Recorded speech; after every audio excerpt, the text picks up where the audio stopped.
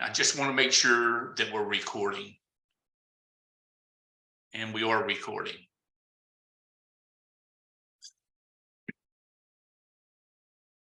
Okay, let's get started, guys. Today is July 11th, 2023, and we will be discussing our second half outlook after this interesting first half of 2023. A first half that has been really, I think, unexpected in terms of the move in the indexes this year so far. We are a group of over 2,000 members in the IBD Meetup group here in Charlotte, North Carolina. We actually have members all over the nation, and we enjoy educating and sharing our vision, our process, our outlook. And we enjoy having the feedback that the members such as yourself provide in meetings like this. I'm the host of the meeting tonight, along with my son and co-portfolio manager, Wesley Maddox. My name is Roy Maddox, and I've been hosting this for 5 to 6 years now. So it's always something that we enjoy doing on a monthly basis. And we feel like we learn as much as you do as well. So the emphasis on a meetup group such as this, it's to educate, foster enthusiasm as we discuss concepts to hopefully make money and build our investment accounts. We apply concepts that were really began with William O'Neill's work in his research, and that is found in his book, How to Make Money in Stocks.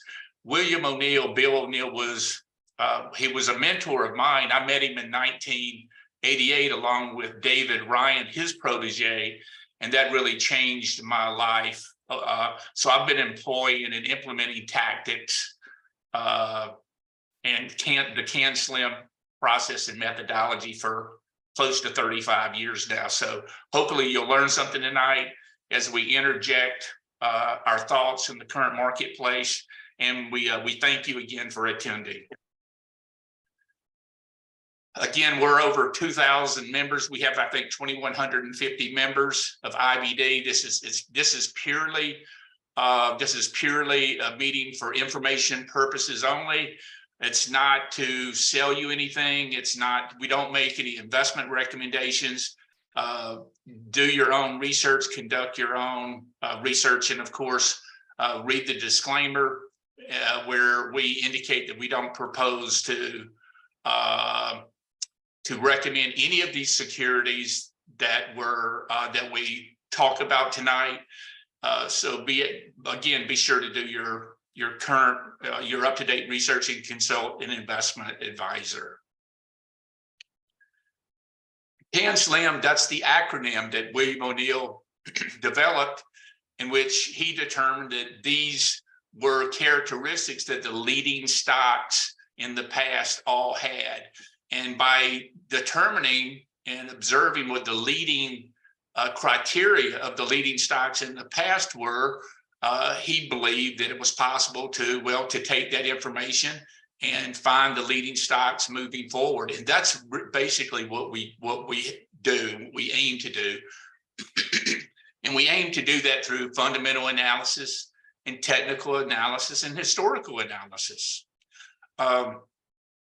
William found that the greatest stocks, and typically this has always been the case until recently, that the leading growth stocks, and we call these true market leaders, typically have 25% growth. Many times that growth accelerates for 3 straight quarters before they make their major moves and break out of sound basis. And recently, in the last 10 years, this formula has been modified just a little bit, because some of the greatest winners didn't have earnings growth immediately. Companies like Google and companies like Amazon, they put all their money back into the company so that they could grow organically, but they didn't have earnings for many years. So if you would have avoided companies like that, these were some of the greatest winners in the past 20 years, you would have missed them because They didn't have that earnings growth until much, much later. They had revenue growth, though. They had powerful triple-digit revenue growth. And for myself and Wes, we think that's the most important criteria. But the formula suggests that you have current quarter earnings growth of at least 25%. We like to look for companies that have triple-digit revenues and triple-digit earnings growth. Those are the powerful stocks that can change your life over 3 and 5 years. And we intend to identify those tonight. And we believe that we're in several of these right now, like NVIDIA and Celsius and a few others. The N of CanSlim stands for companies that have new products, new services. More often than not, they're making all-time price highs. However, coming out of a recession like the recession that we've been in the bear market, many other stocks are making 52-week highs. So we see that the market broadening out here as the new high list expands. And that's exactly what you want to see. And this is exactly what is normal coming out of a bear market. We think we're in a brand new bull market that's going to last for several years from now. And we also believe that the bull market only began a couple of months ago in May, as we broke out of a trading range and we had breadth that started to improve. We believe that that is when the conditions change.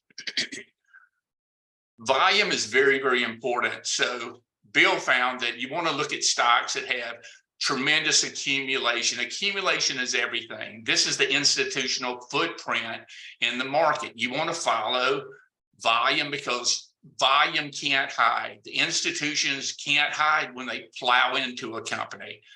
And that's a very important screen that we run on a daily basis. The L stands for leader. You want to buy the top stocks in the top industry groups. There are 197 industry groups according to Investors Business Daily's way that they look at the market. So Bill found over time that he made all his money, and he's been one of the most successful. He was one of the most successful traders of all time. He recently deceased, I think, in the last month. We're sorry to see him go. He changed the world, but he's going to continue to live forever because these concepts that he brought to our attention are going to live forever. But Bill found that you want to be in the number one stock in the number one industry group. There's a big difference between the number one and number two stock in the top industry group. And you don't have room to have like 50, 60, 70 stocks. Bill found that as well as other people like Warren Buffett found that concentration is where you make the most amount of money. Diversification can certainly diversify the portfolio, but it doesn't diversify the risk, really. You still have market risk. I stands for the institutional sponsorship. With tools like MarketSmith, we're able to see how many mutual funds and how many institutional investors are investing in the stock. That's all you want to see. You want to avoid the stocks that Wall Street's got sells on and ignore those stocks that are making new lows. You want to concentrate on the stocks that are coming in out of sound bases and stage 2 uptrends and making 52-week highs or all-time highs. And then finally, the market direction. This is one of the most important concepts of making money in the market. It's almost impossible to make money in the market when the market direction is down or sideways. So currently the market is in a very strong uptrend, despite what the macro conditions are indicating, and we're getting breadth that's broadening out. So the market is in a confirmed uptrend, just the way that you want it when you begin to increase your exposure. Tonight, we'll talk about the 3 pillars of an investment process, and we believe those to be observing the technical analysis tools that you have at your disposal, considering fundamental analysis, and also look at, but don't let this dictate your actions, macroeconomic analysis. It's always important to know where we are in the cycle and where we are in the industry cycle, where we are in the profit cycle as well. Technical analysis consists of looking at many of these indicators that I'm showing on the slide tonight. And many of us are familiar with all these indicators, and we'll talk about some of these indicators tonight. The most important indicator, it's really price. Secondly, it's trend. And Wes and I believe that the market is in a short-term uptrend when the 10-day exponential moving average is above the 21-day EMA, and the 21-day is above the 50-day moving average. We think that the market is then in an intermediate term uptrend. And a long-term uptrend consists and occurs when the market is above the 30-week moving average for 2 consecutive weeks. So we think that's very important. Tonight, we're going to talk about new highs, new lows, which are the most important, a technical indicator that you should be looking at next to price and volume. We'll look at some advanced decline numbers, and we'll look at the breadth indicators, the number of stocks above their moving averages. That's important. The sentiment can be explained by observing, looking at the VIX indicator, the put call indicator, and some volatility indexes. And other times you can look at ratio analysis to consider if growth is in favor, values in favor, or stocks better than treasuries, and so forth. These are some fundamental analysis characteristics that we look at. On the left side of the screen, these are fundamental factors that we look at when we screen our stocks using MarketSmith. The composite rating by far is the most important rating that Investors Business Daily gives to individual stocks. It's a proprietary rating system that consists of the earnings per share rank, relative strength, sales margins, return on equity, industry strength, and so forth. We think that's very, very important because all the great leading stocks that we show, they have high composite ratings.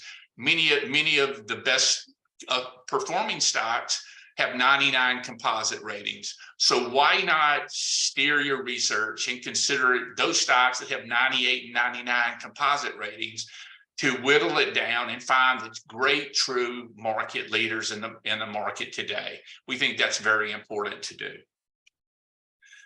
In the macroeconomic analysis, this is considering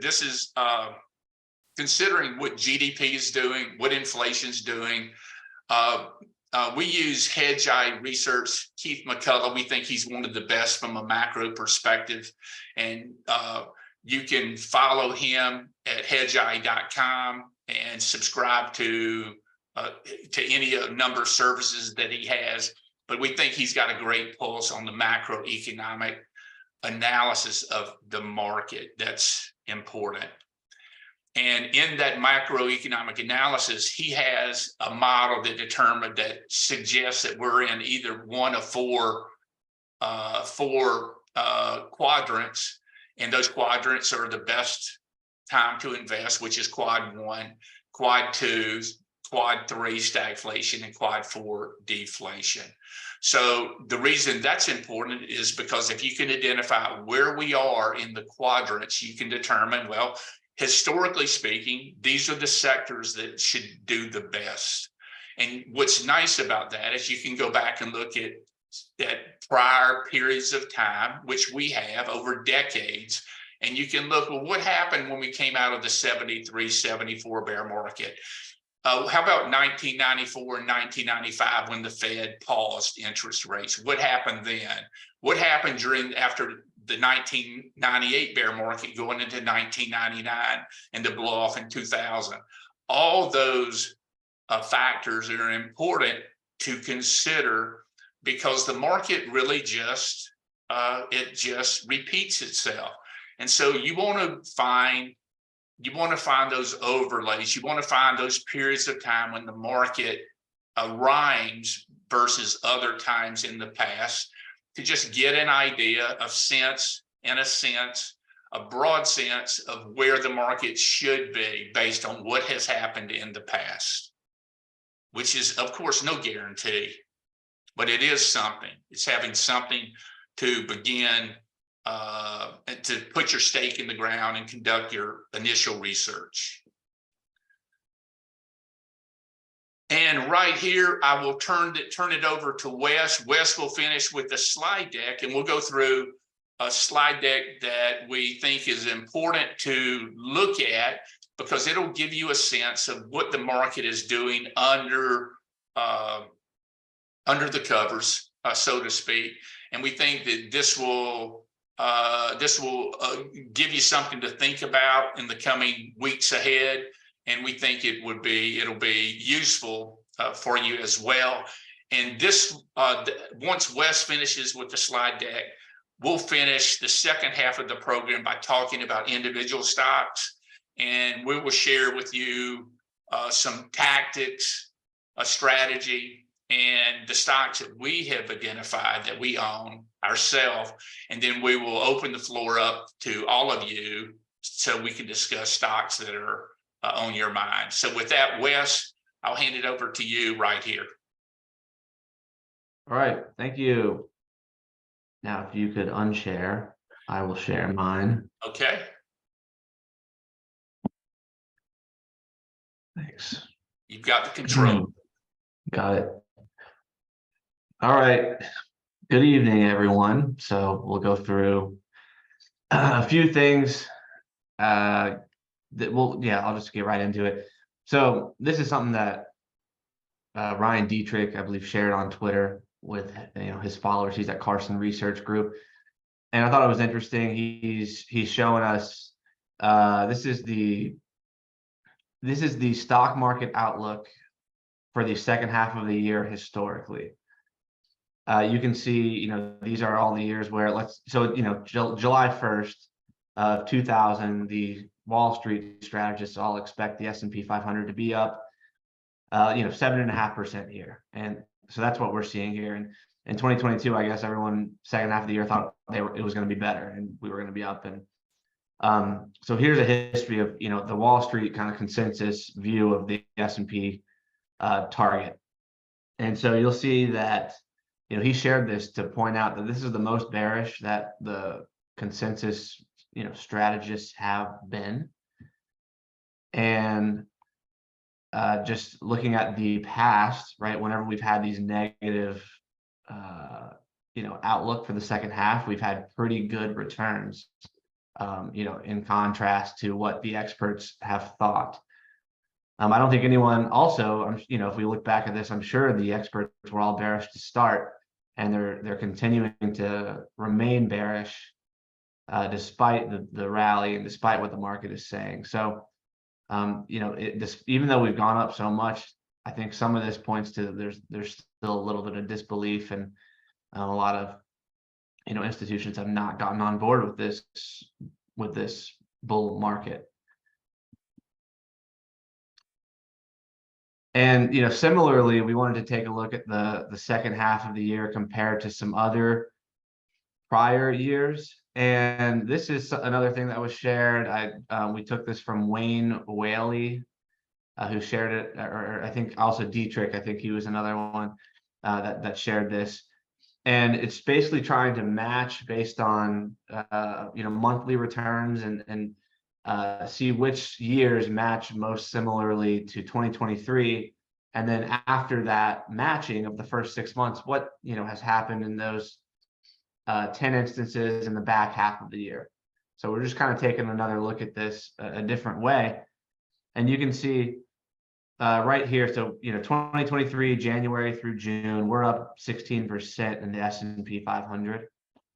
And so there are a lot of different years. There's 10 here, 1958 being the highest ranked as far as similar price movements based on this guy's algorithm of matching, mirroring years. And, basically looking at the top 10 most matched years of returns, you'll see that in the back half of the year, 10 out of 10 times, this is saying 10 times we were up in the back half of the year versus 0 times being down. The average percent gain was 12%. in these similar sort of looking years. And actually, I think this is a median return of 11.5%. So, it's basically it's saying that if, strong first half doesn't preclude a strong second half. If anything, it perhaps predicts a strong second half. So this is, just another piece of information. And I think Ryan Dietrich and the Carson research group that he's part of have kind of nailed it. They were calling the bottom, I think, back in October, even in the indexes, which, turned out to be right. And they actually have a second half outlook presentation tomorrow, by the way, that I think anyone can join. I think 2 p.m. So something to think about if you mark that on your calendar. You might want to tune into their second half thoughts as well. And just to show a visual of these 2 years, right? We said 1958 based on this guy's algorithms is the most similar to 2023 so far. And so overlaying that, the trading days and indexing it, normalizing the S&P 500 index to start at 100, you can see how it's tracked, right? So we're up 15%, kind of similar to that 1958 year. And you can see what, continued to happen in 1958. So you can see, sure, it's pretty straight up and to the right from here.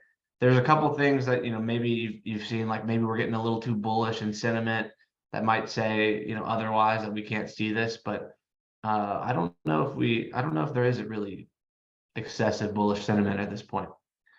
Wes, let me point out something as well. And we have shown this before in the past. I don't think we have it tonight on the weekly, but if you go back and you look over the last 10 to 20 years, coming out of a bear market, it's consistent for the market to be bullish, because it's finally a sigh of relief for them to be bullish. But in this case, coming out of a bear market, it's not going to be a negative headwind.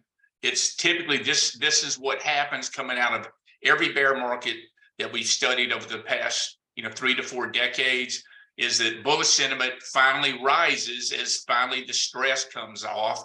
But it's going to stay. It can stay very positive until you're very deep in the next bull market. Yeah, and I think also going back, we talked about how the first year out of this, you're going to see the index is up 35 to 40%, just like this 1958 year, which was up 38%. That is typical. So here we are, we're all over it. Everyone in this group is all over it to, really partake in this. And this next move is significant. That's 20% if we get that right in the indexes, and you're going to get a lot more than that in some of these names we talk about later on. Okay, so I'll touch on CPI because the report's tomorrow and it's still a big newsy event. And the expectation, the Fed nowcast I looked at, I think is 0.3% or 0.4% month over month.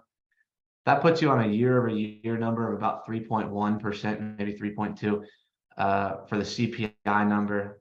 So that's another significant drop year over year. This is going to be the easiest comparison, right? Because CPI peaked last year at, I think, 9.1%.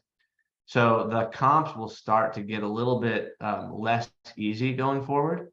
And you can see that's kind of why, based on their nowcast too, the Fed's nowcast, you're going to see potentially some acceleration. That's what's baked into consensus right now, is a little bit of a pickup again in CPI year over year. But just thinking about tomorrow, that think about what that might mean, right? This getting to 3% is just extremely meaningful, right? Because you're just barely above that sort of 2% handle that you're looking for. And I think that I would think it goes positive, or reacts positively to that. But I don't know, people might hold on to the core number also, but it all depends on, we'll just see how they react really. But I think this is an important thing just to have. This is really the base case, I think, for people going into this. If you're paying attention, right, you should use the Fed nowcast. They have good data. and they've been helpful in getting that forecast ahead of time. And I also wanted to point this out. I think I touched on it 2 months ago, but the PPI, the producer price index, that leads the consumer price index. Right, businesses are going to pass on costs to consumers. Me and Roy were looking at this earlier today, and you see this PPI, and at 1.2%, that's below where we were for several years in 2017, 18, and 19. It's right around where we were so it's really back to a normal level, the PPI. And so if this is all you had to look at, you would maybe not believe the current forecast of July and August seeing a pickup. I'm not sure if this is really going to happen. And I think right now the base case is that it's just going to flatten out at this 3%, 3.5% level. But looking at this, I think this tells a completely different story. You might say that services will stay sticky. I think that either way, this leads all of it. The PPI leads all of that. So, if anything's going to change, if the market's going to be wrong on anything, or the forecasts are wrong, I think that this might be what kind of changes and fuels the next leg up too, or helps to support at least the next leg up in the market. I also wanted to point out this CPI versus wage growth. And so the black line here being the CPI and the orange line being average hourly earnings year over year. So back in May, we saw the first improvement in CPI versus wage growth. So you actually saw this black line, right? The price index come below wage growth. And so that signifies real earnings growth for consumers. So that's a big improvement. We've had this prolonged period of time where prices were rising more than wages, right? And so, the consumer is, by this indicator is going to be actually seeing some improvement and some relief based on, prices. We've heard about this, there's been a very, dreary kind of outlook on prices for so long because of how much they were rising. But we're actually seeing that relief, and we're seeing that the consumer, or the employee really should be in better shape. And so this is another way to look at it. This is real wage growth. So blue being when wages are growing faster than prices. And of course, in 2020, when everyone got those paychecks or the checks in the mail, right, free money, that's when we saw serious real wage growth, and that supported the market because there was all this excess liquidity. Well, in May, we got that first change, and we're going to see a much more meaningful number too with the next releases, right? Because CPI is going to come in at 3%. Wages are going to be still at that 4.5% or something. And so you're going to finally see the consumer feeling that relief on a year-over-year basis, and I think that's important. And then when you have real wage growth, and you can maybe have excess savings again, right? We've talked about how excess savings has been depleted, right, over the last 2 years, but maybe this will, this should support, I guess a healthy economy if it works that way. So, and with that, right, with the CPI coming down, we're still getting this message from the Fed that they're going to keep rates higher for longer, right? They've been really, really steadfast in their messaging about keeping the Fed funds rate higher. And we've gotten a couple of more rate hikes baked in the last maybe month or so. And so this is just another look at the Fed funds futures. So we're looking at the next few meetings and where the market is saying that the Fed funds rate will be. And so the blue line is where we were 3 months ago. So 3 months ago, that would have been April, right? Early April, kind of just after the whole banking fiasco with Silicon Valley Bank and a few others. And so people were saying, oh my gosh, the banking crisis is awful. It's going to be at every bank in the country. We have to, everyone has to worry. So they were pricing in a lot of cuts, and they were saying we're going to be at 3.5%. The Fed's going to have to lower rates, stimulate things, protect these banks. And then since then, that expectation has completely erased and gone the other way, where now we're talking about rate hikes and staying higher for longer. And so now, a year from now, instead of being at 3.5%, we're still here at 5% based on this, based on this market outlook, this futures curve. So, to me, I'm looking at this, and you would think this is extremely bearish, right? Like in 2022, the whole story was rising rates, the market can't handle it. Well, now rates and rate expectations have risen the last 3 months, right? From 3 months ago, and yet the market has kind of kicked it into gear. So if anything, just doing the market kind of doing what it shouldn't do, right? Doing the opposite of what you might expect in the face of this is certainly bullish.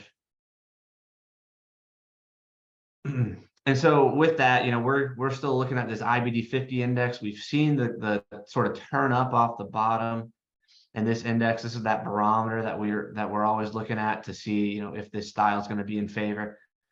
And you can see it turning, right? We've been talking about it turning. It hasn't really kicked into gear, but there's a couple of, there's obviously been some much better follow through on some breakouts, but this is what we're looking for. And even just a rally, I think here, right, from 330 to 380, that's a 20% move. And you think about what that could mean for some of these stocks if we're about to kick into gear. If this index is up 30%, you're going to have some really big movers. And just also, I want to look at the IBD 85 index, a little bit longer history. And so we're looking, we're still looking for this move, right? This is the beginning, right? Look at, that breakout kind of above that level last month at some point might be the very start of this next multi-year run in this style. And this is something that Roy and I also were looking at earlier today, and it's interesting, right? It's been I was calling it the punching bag of the bear market. Completely, everybody, right? Even Jim Cramer was taking a punch at Cathie Wood, just to deflect from himself through the bear market. And so you see, this is a decisive breakout today, with on volume right here, up 3.7% to close and breaking through that 45-46 level today.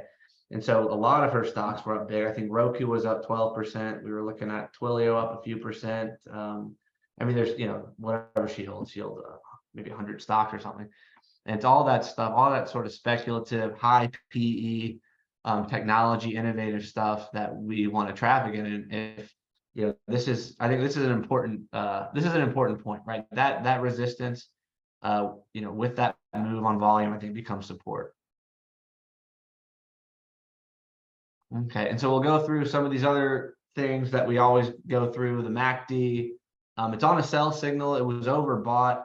So far, so good though, right? We just want to see this thing go sideways, and that's great action so far to work through that overbought MACD condition. We're still going sideways. It's allowed you to really hold on through to some of these individual stocks. And let me point out something, Wes, right there as well. And the other chart, the next chart would bring it to, you can bring that up anyway. Okay. This is what we wanted to show is like right now, we're seeing these stocks, they're breaking out. So they're starting to break out. And the Cathie Wood stocks, these are stocks that were beaten up and that were down 70, 80, 90%.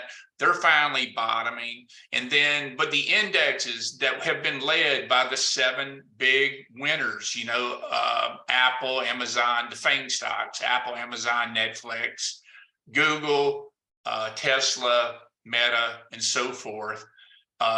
Those have led the first part of the move up here in the indexes. Now, something happened Friday where there was an announcement that the NASDAQ was going to rebalance the NASDAQ 100 because these 7 stocks have represented close to 50% of the whole gain of the 3,500 stocks in the NASDAQ. So you've had only 7 stocks that have represented the whole move. So that high concentration there is what the NASDAQ wants to impede to a degree.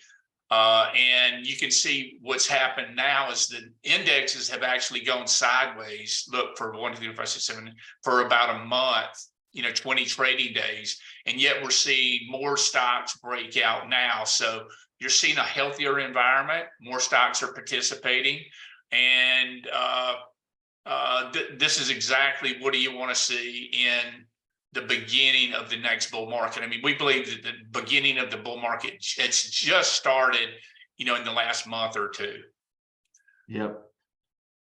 Yep. Yeah, this is why, I mean, this chart is why we say that, right? The last 2 months, Yeah. because it's right here. It's this break of, May 15th or so, where things started moving in the indexes again. And, in retrospect, it looks great, right? You had that big February 2nd move where we were bulled up too, because the participation was pretty widespread there. And, it was technically, I guess, right, but it's a little bit different, different and difficult in real time to get a position right. Okay, and just our long-term trend template, the Nasdaq above the 30-week, closed twice above the 30-week here. You can see in January, another signal that we were discussing about the long-term trend changing, and being corroborated there. And clearly on the weekly, you see that again, that breakout, the decisive breakout above that 12,200 level or so, right?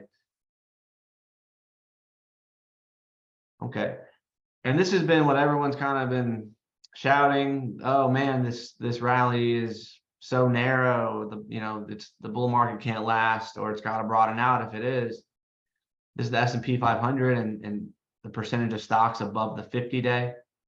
That's clearly that has broadened out. The S&P 500 in particular, 80%. You can see in this past bull market, you want to reach 80% and kind of hover between 50 and 90% for this bull market to last. And so this is a good sign. Same thing you can say in the stocks above the 200-day. So this is the S&P 500 and percentage of stocks above the 200-day. That's still got room to go, and when it reaches that 90%, you can see in the last bull market, it just kind of hovers above there, and you just want to have more stocks and uptrends. And so we're getting more stocks and uptrends with 70% above their 200-day. Okay, and the Nasdaq we'll look at too, with the percentage of stocks above the 50-day. And this is what we looked at, I know, last month as well, and we called this the launch phase. How that was the beginning of improvement in breadth. And I think since then, we've kind of more of the same, still above 50%, right? It came back into 50% of stocks above the 50-day, but didn't get below that. So you should be seeing that in your account, that right, you've got more. You should have probably more winners than losers now, because you actually have a greater number of stocks in uptrends. And then also, the same kind of idea, Nasdaq and percentage above the 200-day. We're seeing that improve still 40%, let's say, right? But again, more room to go. We're in the early stages, so just with more time and more participation, and this could easily be up to in 60% in a few weeks. Okay, and we'll look at the AD line for breadth. This is different. This is the S&P 500. It's different than the Nasdaq, which I think is interesting too. You'll notice that the AD line in the S&P 500 is making a new high, whereas the index has yet to make a new high. So that happened here, or it happened here, right, where the AD line made a new high while the index is stalled out. And then it's happening again with AD line making a new high with the index is not quite there, right? So this is the AD line leading in the S&P 500. And Wes, back up one slide, and notice where the AD line is making a new high now, but look at the prior top in their November 2021. So we have much further to go on the indexes.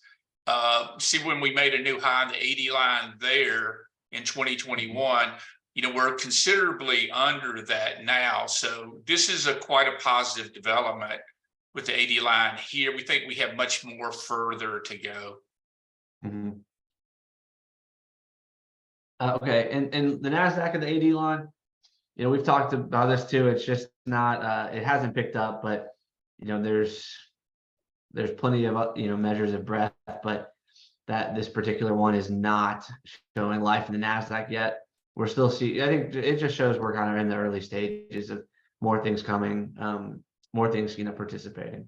Yeah, you can But still, clearly see. Yeah, you can clearly see in June and July when we were saying that. See, this is just getting started. Even though the indexes, you've had these 7 stocks that have led the market off the bottom, but the breadth is just now starting to meaningfully accelerate. So when you look at the 80 line here, you can see that. Wow, man, look at where we came from, and from November of 2021, and that's when really growth peaked. November, it actually peaked in February of 2021. That's when the ARC funds peaked, and many of the growth indexes peaked in February 21. You had a retest in November, and then we had the subsequent fall. So this has been a very difficult bear market in growth stocks that typically, that outperform the indexes. And that's why you want to be in CanSlim stocks, because the results in a good bull market, when the market is in your favor, you're going to have asymmetric leverage. You're going to find those stocks that go up 2, 3, 4-fold while the indexes go up, 20%. So that's what we believe you should be keen on now, is trying to identify those stocks that can double or triple, that you can hold through 8 consecutive earnings quarters. So that's what your challenge and our challenge is as well, to concentrate and try to find 10 to 15 stocks, maybe less than that, and put more money in those concentrated positions when you get some positive feedback. Okay. So and the other measure we're looking at for breadth is the net new high number. So the new highs, new 52-week highs in black, new 52-week lows in red, and then highs minus lows down here.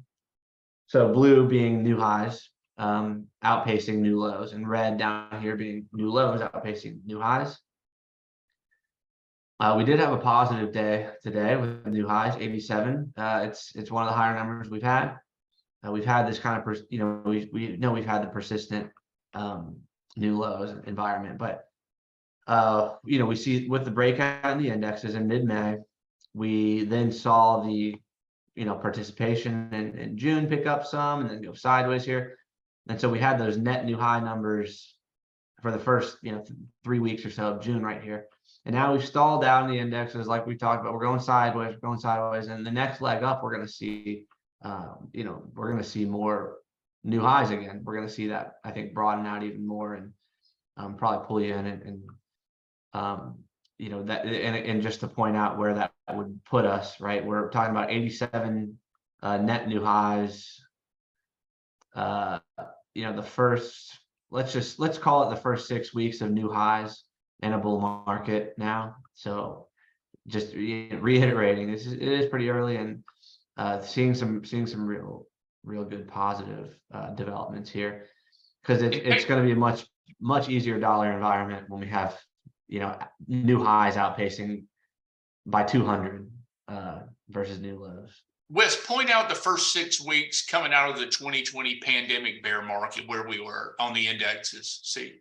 Yeah. So I guess that's mid-April, right? Let's say mid-April, right here. And so April, then May, June. So I mean, this is the first 6 weeks to get us in here. This little bit of a time here, and then the index is continuing to make a new high. So where that's like 90, let's say 9,500 is when 6 weeks into it, where then we continue to go to what, 15,000. So that's a 50% move in the indexes. Starting 6 weeks after this new high sort of environment changed.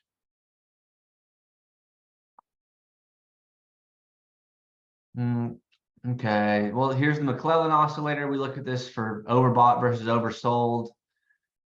This is, it's slightly overbought today, but nothing. I don't think that we're not, keying off of this by any means right now, but just another indicator. So take a look at that when if you review this slide deck, and consider continuing to look at it. I think it is a pretty good indicator for just for overbought and oversold conditions when they're extreme. Okay, and here's the VIX versus the S&P 500. You can clearly see the change here too in character. With we want to be below 20, right? The investable bucket, what Keith calls it for the VIX, is kind of 10 to 20. And you can see the change in character. I guess that this was following the banking crisis, and then the Fed backstop and that program that they put out for financing to to give these banks liquidity when they needed it, right? So, and that's really when the character of the market changed. You can see in this 20 VIX level kind of became resistance, and since then volatility's collapsed even more, where we're in this 15 kind of level. So this is the change in character we've been looking for throughout 2022. We were kind of in this 20 to 35 range in the VIX, and it was impossible to trade individual names effectively, right? You were getting whipped around and chopped up. So this is exactly what we want to see. I mean, it's been a breath of fresh air, and so this should persist, right? This can persist for the length of the bull market. So real important change in volatility. That's kind of a signal, even or reiterated, emphasized that we're seeing this change in market character. And just looking further out to just more context, below 20 is where we are happy. Okay, and so we'll look at a little bit more sentiment indicators. This is the National Association of Active Investment Managers survey, and it shows how long active investment managers are based on a survey. We're 83% currently, 83% long based on this survey. So, just something to look at for being overbought or oversold. When we get north of 100, that's sometime, where you might say we're a little overbought. If we're over 100, we bottomed at about 10% in the prior two bottoms. So this, I don't know, at 83%, it doesn't tell you a whole lot. It tells you that if you get to 50% or 60% long for these active managers, maybe that's enough of a pullback for you to say, sentiment's been, washed out a little bit more. But you can see throughout the bottoming process from October, you saw these kind of higher lows and active exposure, right? So you can see that it's managers getting a little bit more comfortable each time with each little pullback, getting that feedback and saying, you can not necessarily getting washed out of everything on every little pullback. Wes, look at where the institutional managers became 100% invested coming out of the pandemic. Right there. See, notice right there. And we had about a 3 to 4 week pullback. See, so we have a little ways to go. And then notice the indexes went up 40% from 11,500 to 15,000 before the market rolled over. So you should be looking at that as a clue that when the institutional managers go up to 100% coming off of a bear market, that's not bearish. It's not a contrarian indicator. It's an indicator to illustrate that you may have you may be short-term overbought, but when you work that off, that's going to give you a great adding position and a place to add to your additional exposure. It's not going to be a selling, get out and exit and run for the doors. It's to conduct your research, to watch to see how the great leading stocks are holding up, And those are the ones that are going to move up powerfully in the next year after that happens. So keep that in context as well. Yep. That's important, because clearly that sell-off did happen as soon as we hit 105%. So it's important, but in context, it's an adding opportunity potentially, right? After the pullback. So but we'll keep people updated, I think, on this, because I think it's an interesting indicator. Okay, and we'll look at bulls versus bears. You can see, it's a contrary indicator, right? It's you want to see more bears to get bullish, right? And we've seen the opposite. We've seen the bears kind of fade and the bulls come in, and we see this net number now. So this is the bulls minus the bears, so bulls are outpacing bears now by 22%. That, I guess, it's typically a contra indicator. We know it's not a great timing tool, and this can persist. The bullishness persists for a year and a half, bearishness persisted for a year and a half. We're in week 1, 2, 3, I think, of net bulls. So just everything in context here. It's the beginning. That's what we think. It's the beginning. And of course, you're going to be bullish when the market's going up. Of course, that's going to happen. Right? I mean, price kind of dictates whether you're bullish or bearish. If you keep making money, you're going to say, "Oh yeah, I'm bullish. This is great." So that important part here. It is interesting. I mean, the index is bottomed, we know, and back in April here, where bearishness bottomed in 2020. So just to keep looking at this 2020 comparison, and people remain bearish until, what is that? Let's say September of 2020. And then, the indexes, as we looked at before, just marched higher despite more bullishness. So not the timing indicator you really want, but early. That's the theme, I think, is participation, and we're early. Okay, and more sentiment, the 5-day put call ratio. So the ratio of puts to calls, when that spikes, there's more fear. We're sitting here. This is somewhat complacent relative to the last year and a half, let's say. Looking further back, back in 2020 and 2021, we could see this fall out even further. If that it's going to happen, right? It's going to happen if the bull market does continue. We are going to see this ratio decline further. So right here, versus the bear market, sure, we're at that kind of complacent level that we've seen a number of times last year and a half, but room to the downside if we're going to see, if we do see a meaningful rally from here. And that's the same message here. This is the equity put call ratio. So you'll just, again, see where we kind of bottomed out the last year and a half, that 0.5 ratio, but then further back 0.4 in the 2020 and 2021 bull market being that sort of level, that complacent level. Okay, and the high yield spreads, we keep looking at this. This is a measure of credit risk. So when this ratio or this spread spikes, that means that there's a perceived increase in credit risk for corporates.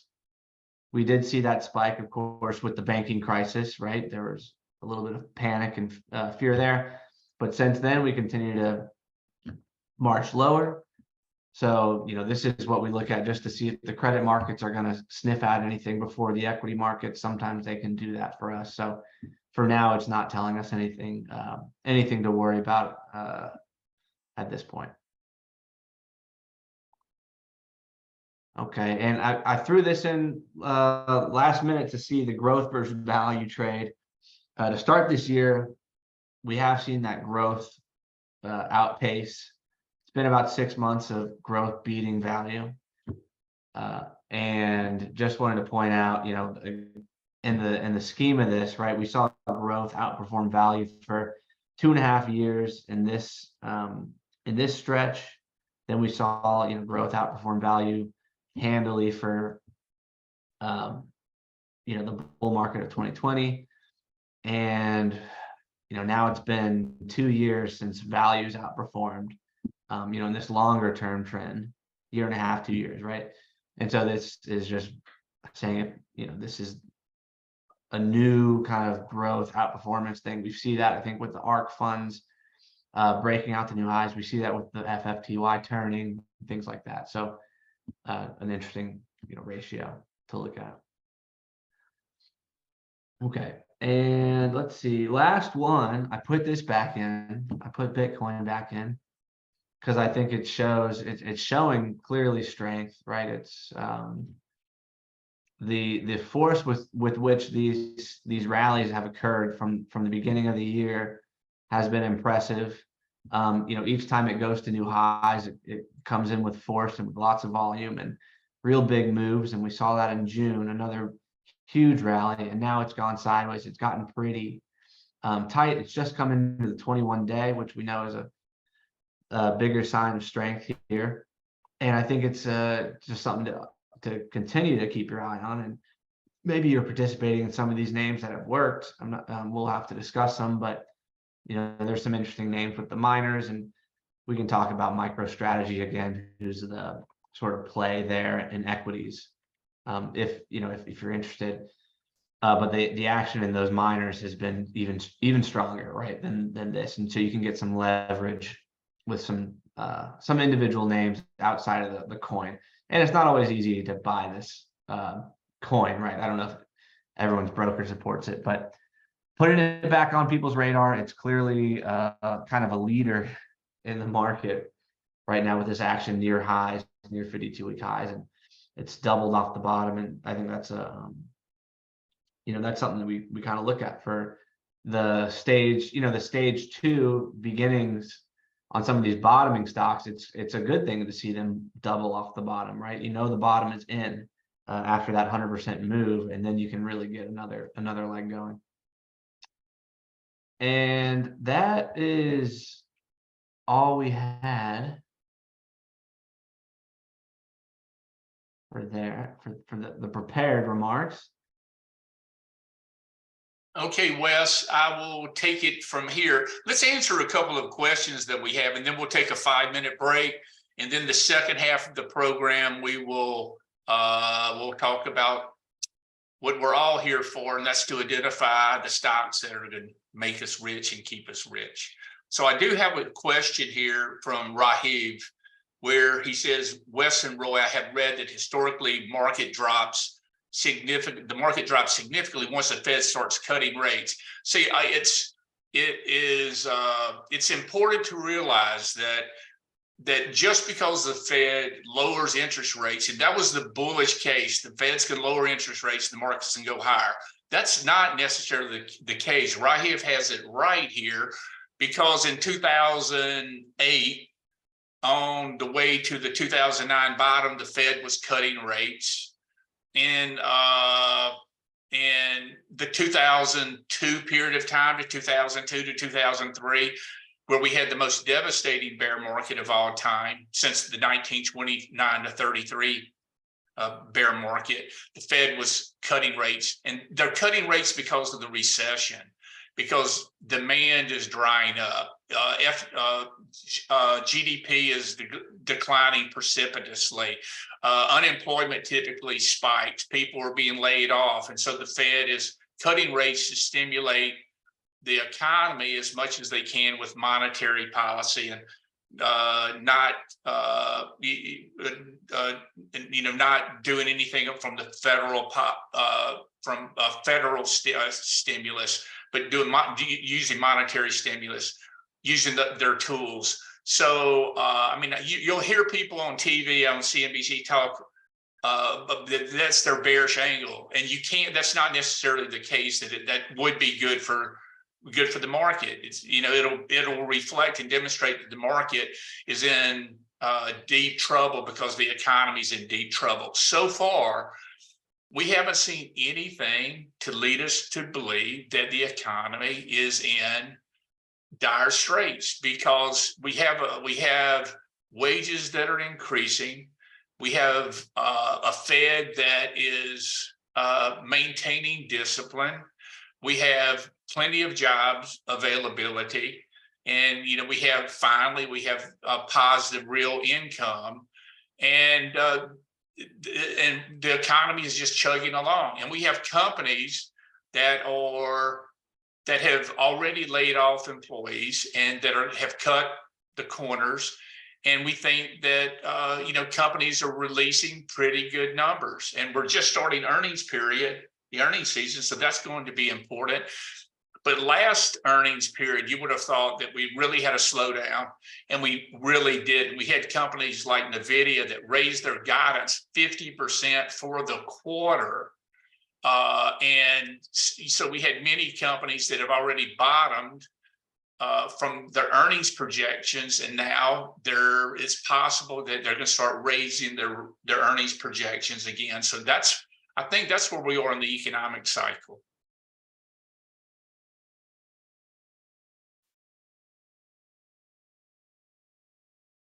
And view. Any questions on the first half of the program so far?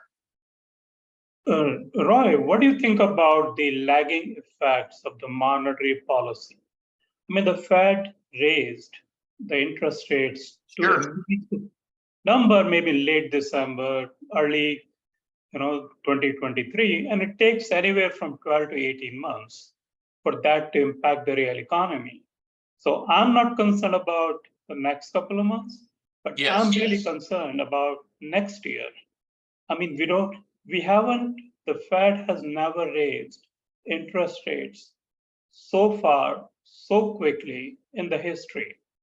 And I do not know how an average American household can deal with 10, 12% inflation, mortgage payments, which are probably 50% more, right? Or rents, which are, really high. Your grocery bills are very high. Your auto loans are very high. So right now, I think we have savings from the pandemic stimulus, but it's going to dry up at some point. And at the same time, we'll have inflation, interest rates, 7, 8%. So what do you think of that? I mean, next couple of months, I think, we can pretend to be okay, but it's going to hit us next year. Well, I think, boy, great point, Sanjay. The market, when we have an inverted yield curve, in which we have an inverted yield curve, right now, it's the most inverted that we've been or close to it in the last week. And we've never had an inverted yield curve like this, where the market hasn't been in a recession, typically on average 9 months after that happens. And I think it's been 12 months since we've had this inverted yield curve, and the economy still hasn't weakened enough to suggest that we're in a recession based on the way that the national economic advisors project what's a recession. And that's a broad-based decline across many industries, at the same time, and we just don't have that. Perhaps we're going to go through this continual rotation in the industry groups and in various companies, and we slide through this and have a soft landing. But you're exactly right on the lag effect, perhaps because we've raised so quickly after we had such easy policy for so long.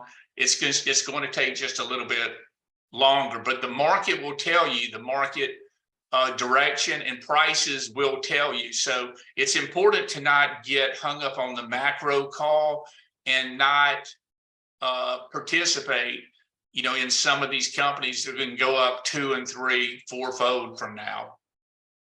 Just wanted to point out, Roy and Sanjay, this is not the first time Fed has raised the interest rates this fast. The same thing has happened back in 67 to 70, 72 to 74, and 77 to 80. So this is not the first time. It has happened multiple times in history. Thank you, Yogesh. And it's important. It's important to realize we hear that the market's a discounting mechanism.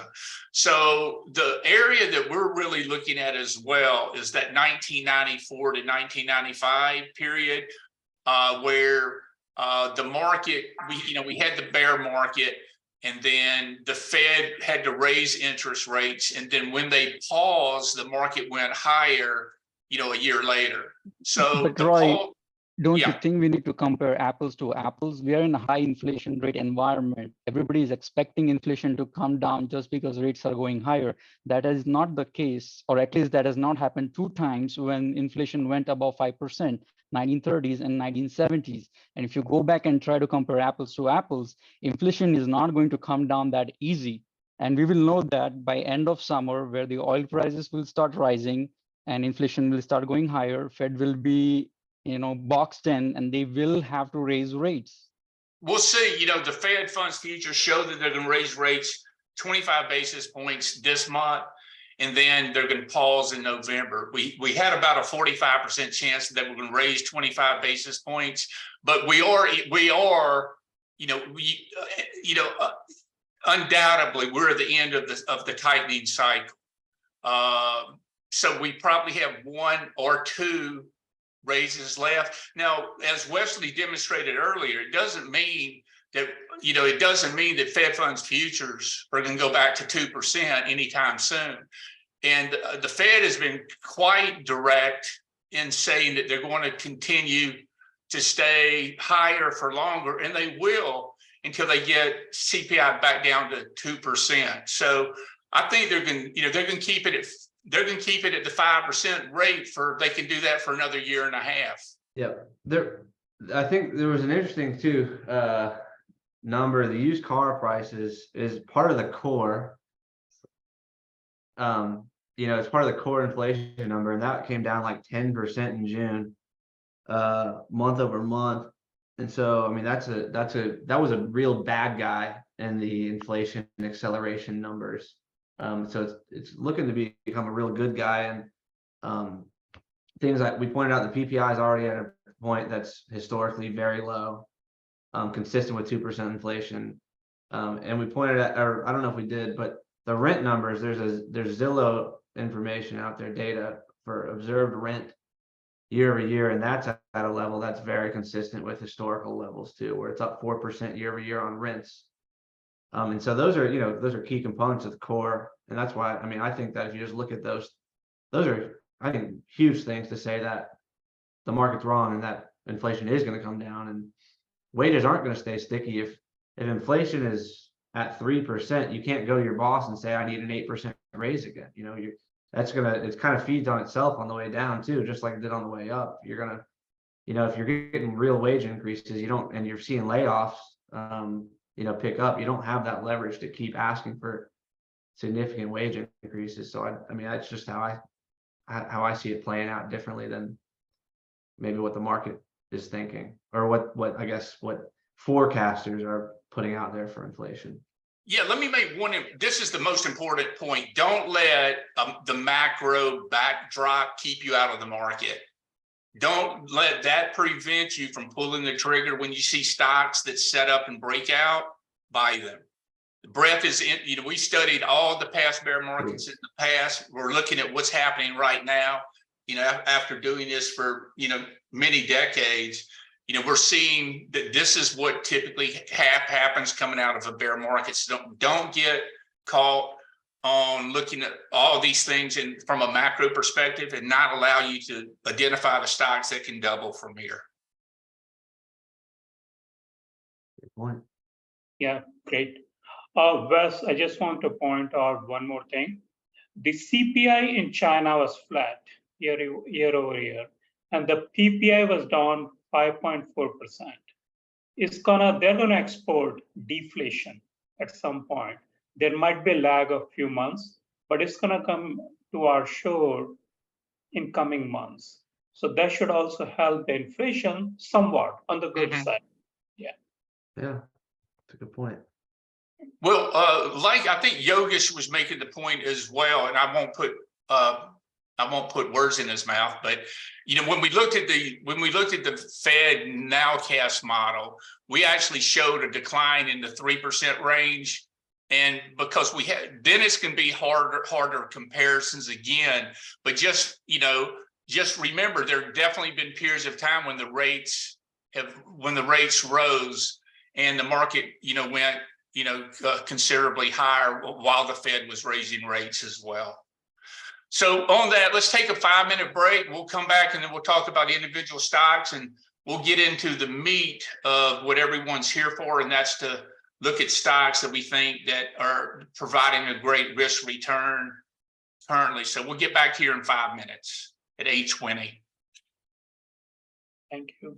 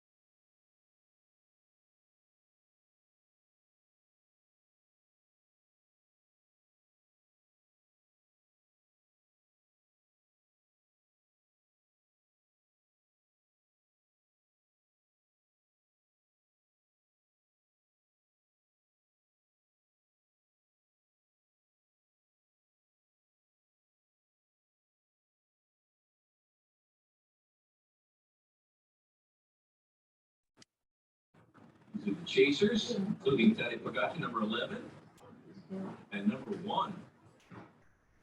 And I would imagine that the Groupama squad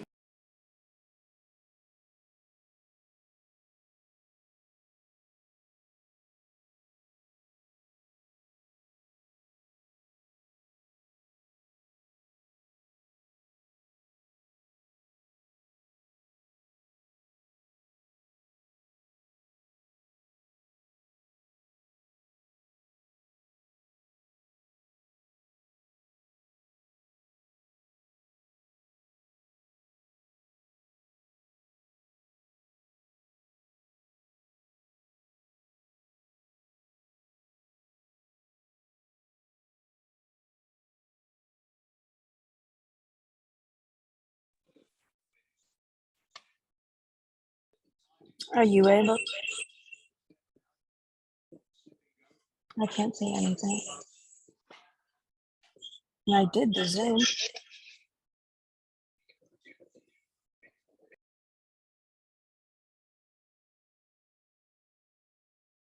Okay, guys, let me share my screen.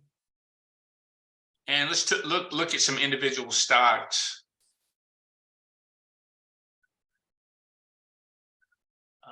Share my screen.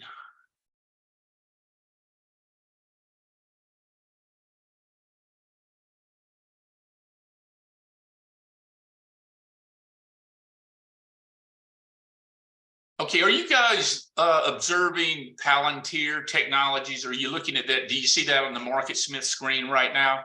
Yes. Okay, good. Okay, now it's important to try to understand what the primary investing theme is as we, as at various times, particularly coming out of the bear market. And it's obvious to most market pundits out there, it's artificial intelligence. It could be, it's innovation, it's technology, it's artificial intelligence. And that has garnered the attention of pretty much everyone on Wall Street, because AI and generative AI, apparently it's going to morph into to a situation that enhances productivity, increases gross margins, increases business, reduces employee headcount, and it's going to provide just a big boom to the economy. We've seen just tremendous numbers in terms of how AI is going to impact this GDP. We've seen reports from Goldman Sachs saying that this is going to it's going to add $1.3 trillion to GDP in the next 5 years. And so the implication of this are huge.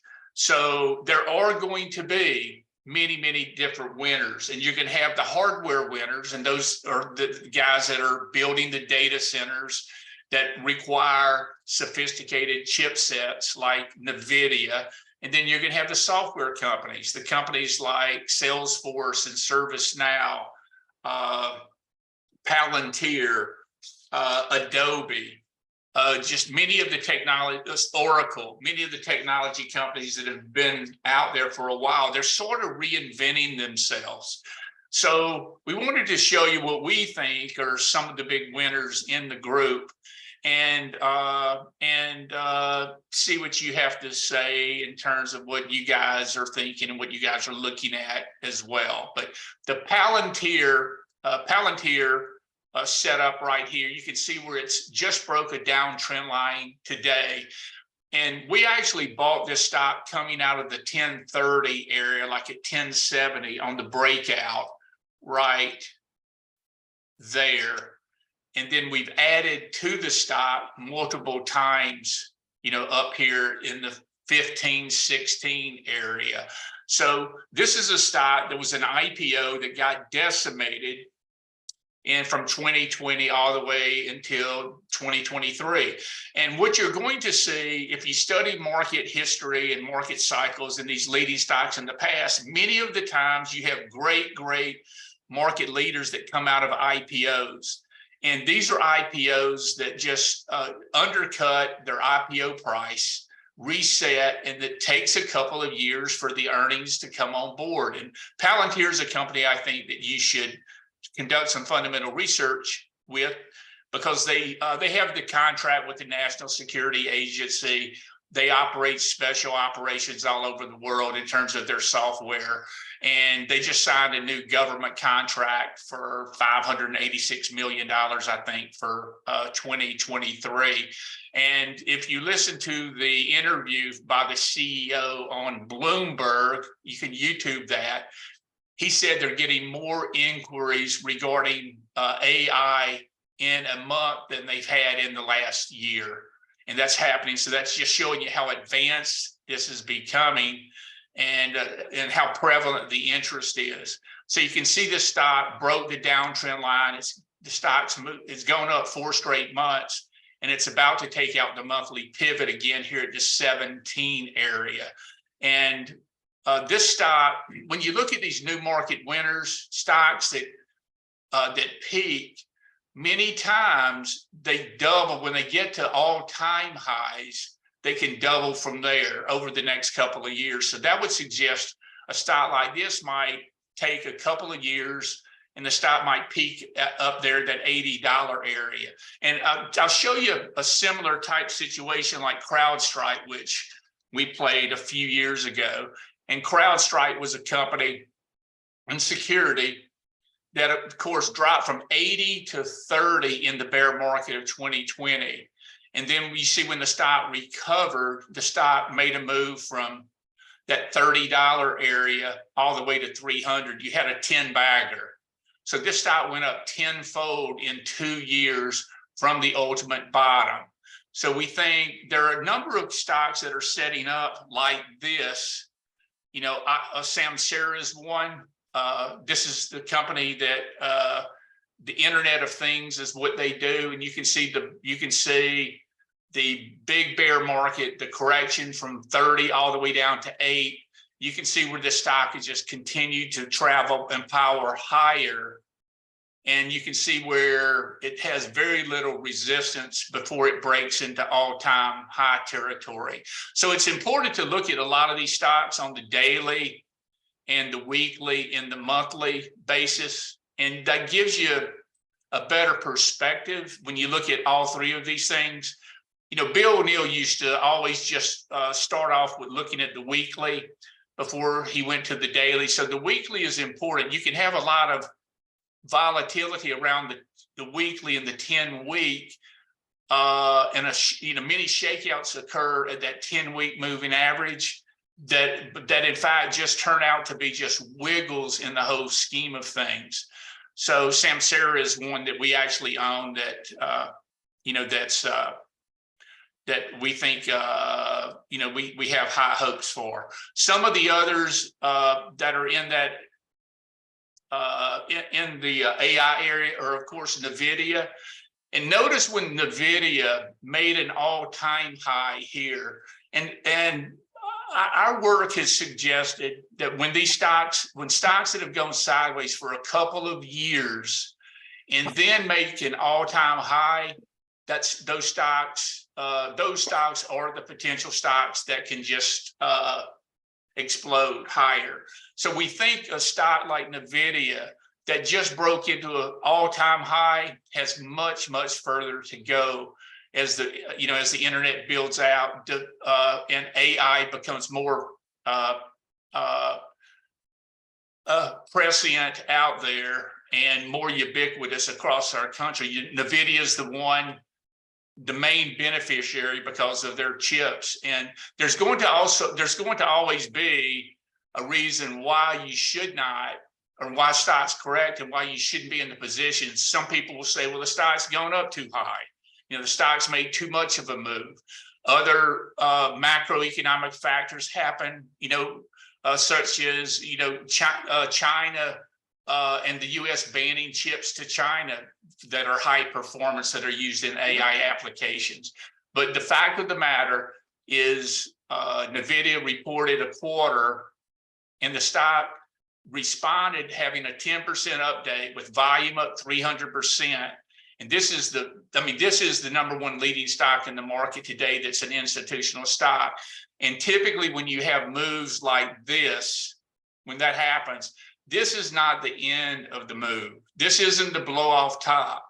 This is a stock that is quietly consolidating. It hasn't given back any of its gains, that is just biding its time until the next earnings report in 43 days. And when I see stocks like this that have this type of action and response by institutions, normally normally this stock goes at least 25 to 50% higher into the next earnings report. So I think the upside short term on this is certainly $500. You've got 20% upside here. And I think over the course of the next year or two that you're going to get some kind of move that lasts, see, for several years when it, when the stock breaks into new high territory. So it's just breaking into new high territory. And I would expect a move like that. And this is a stock that can certainly double in the next 2 years and go from 400 to 400 to 1,000.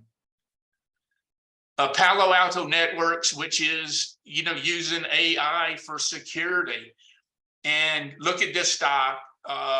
Look at this stock in all-time high territory as well. So this is only a month. See, this is only a month into new high territory. And we think this is going to last multi-years. So look at when the stock broke into new high territory, coming out of that base back here in 2020. You had a stock that that doubled, that went up from 100 to 200 in the next year.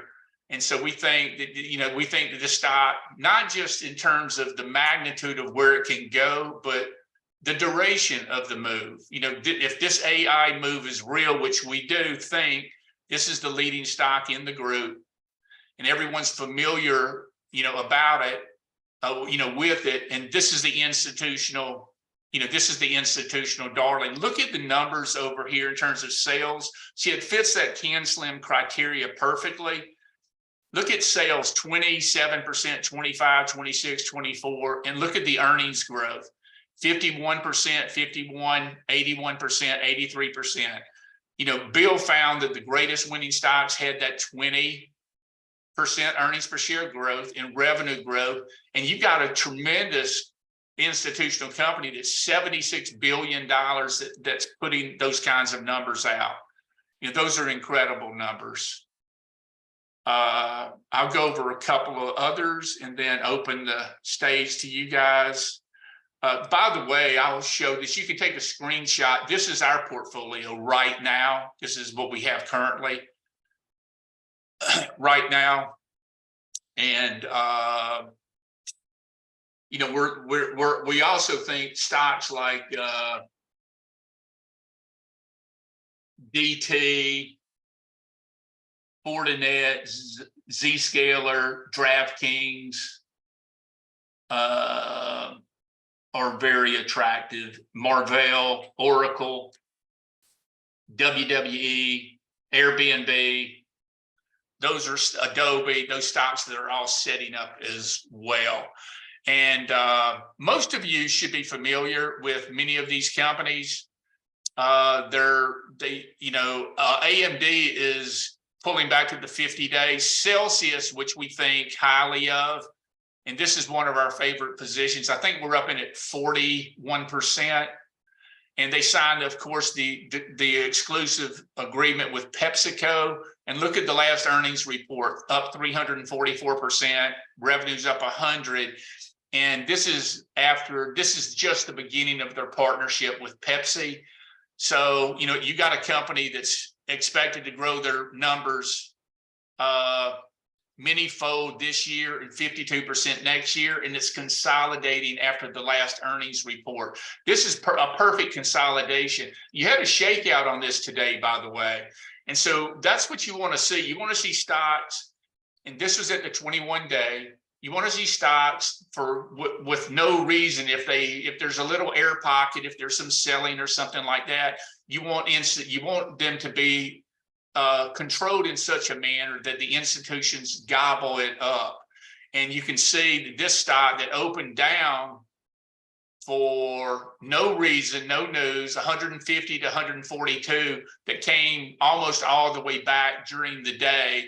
And that's institutions buying the stock. So a move over $150, you could certainly add to the position, taking out the all-time resistance. And we think that the move is just beginning on this as the stock makes an all-time high right here.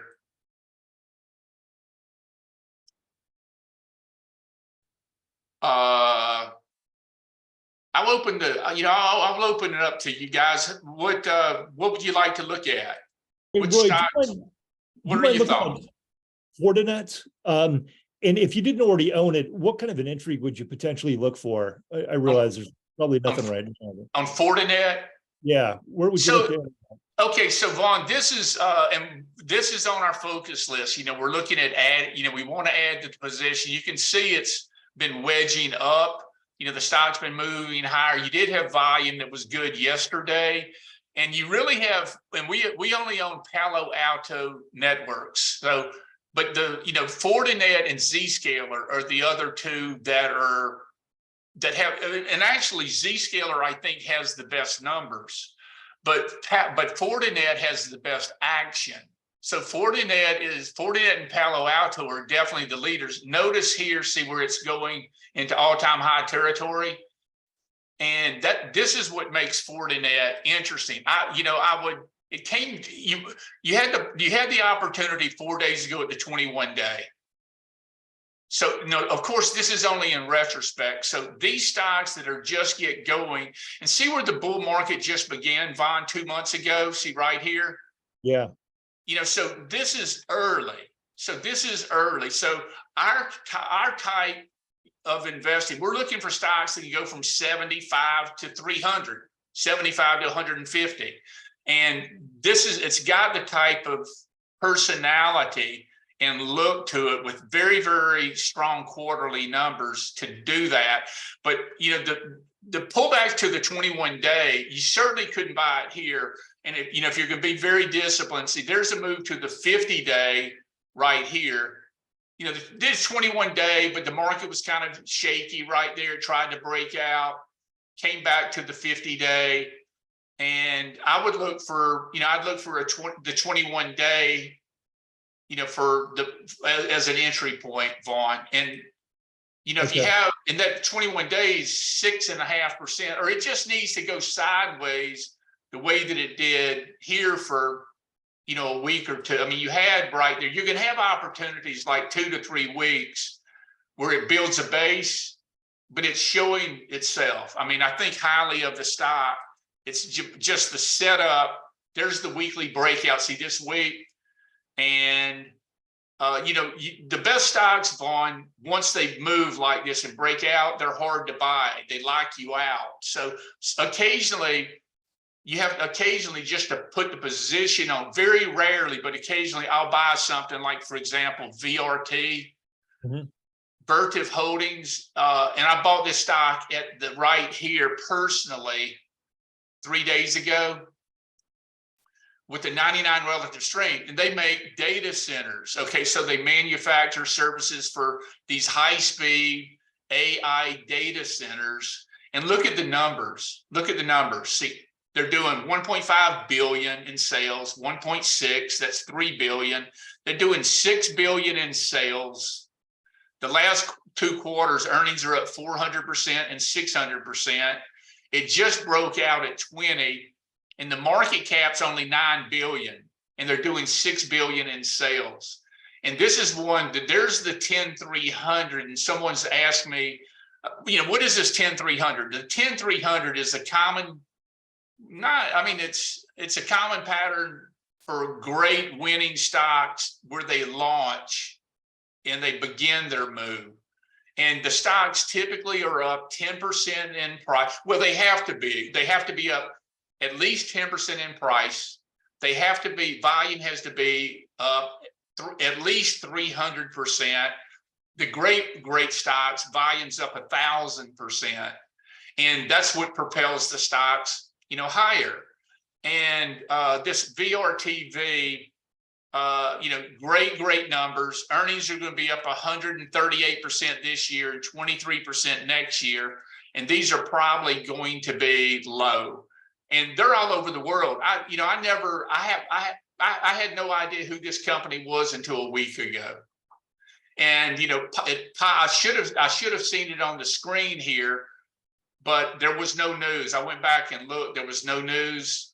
So sometimes you have to buy something just to get a pilot position on, Vaughn, and just to follow it, even if it's a small position like your Fortinet. But it's extended here. I wouldn't buy it above. Yeah, I'd have to buy it at the 10-day or 21-day coming in, or if the 10-day catches up to it, Vaughn. It's so strong. It was up 5% yesterday on no news. And I finally realized the reason it was up 5% was that Zscaler pre-announced. So they looked at that pre-announce and just applied it to Fortinet and set the thing at 5%. I mean, it's gotten that strong that quick. But Wow. yeah. Well, you know what? I saw, you can see the downtrend line I've got on Zscaler. I didn't see the news that they pre-announced. So, I just saw the action, and It might not have been Zscaler. It was one of the other ones. Somebody else in the group pre-announced. Maybe it wasn't Zscaler.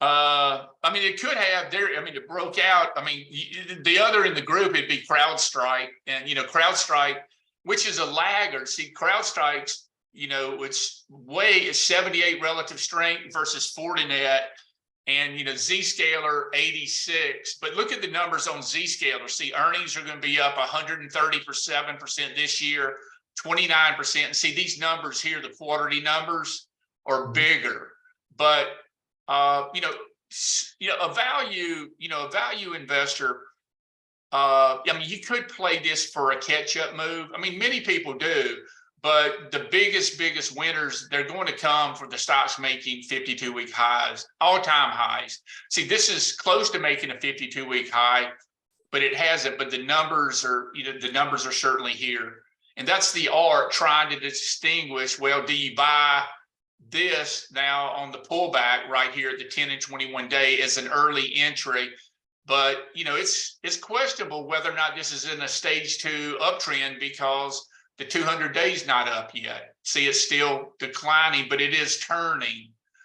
So this is what happens in the bottom of the market in growth stocks. It's turning.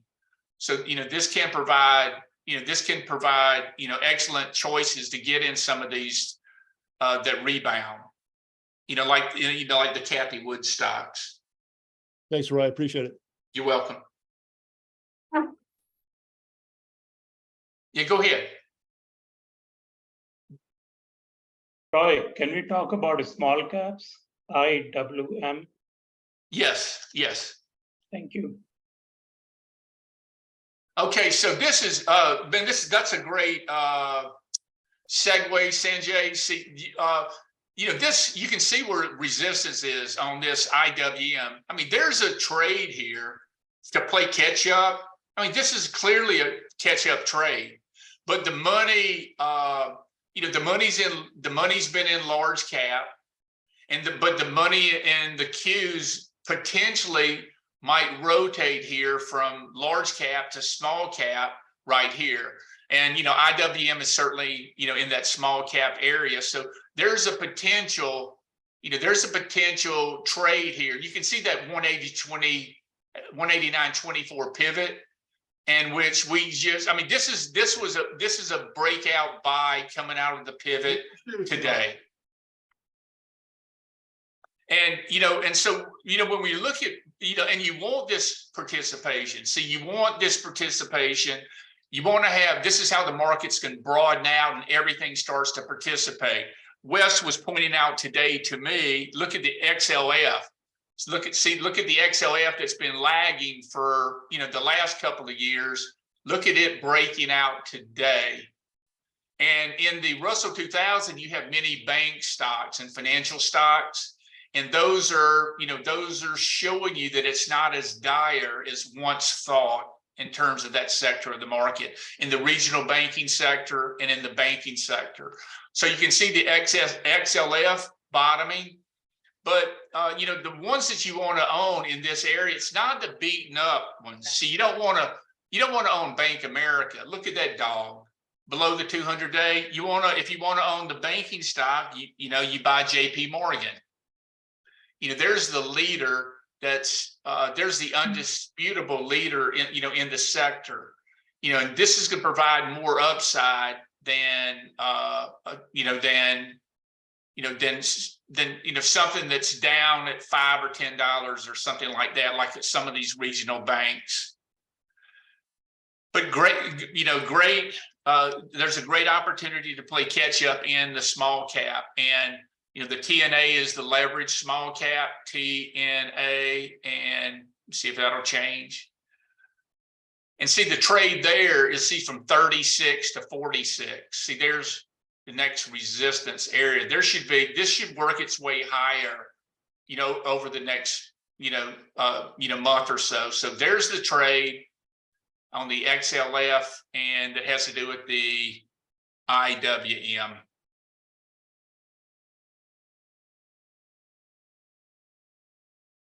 Thank Roy you, or Wes? Very helpful. Hey, Yeah, Roy. go ahead. Yes. Hey, Mark. Hey, for either you or Wes, and Roy, I know we talked about this a long time ago in the gym workouts, but I'm curious as to your current process in when you're in profit. When do you decide to either trim or sell in a company? Okay, that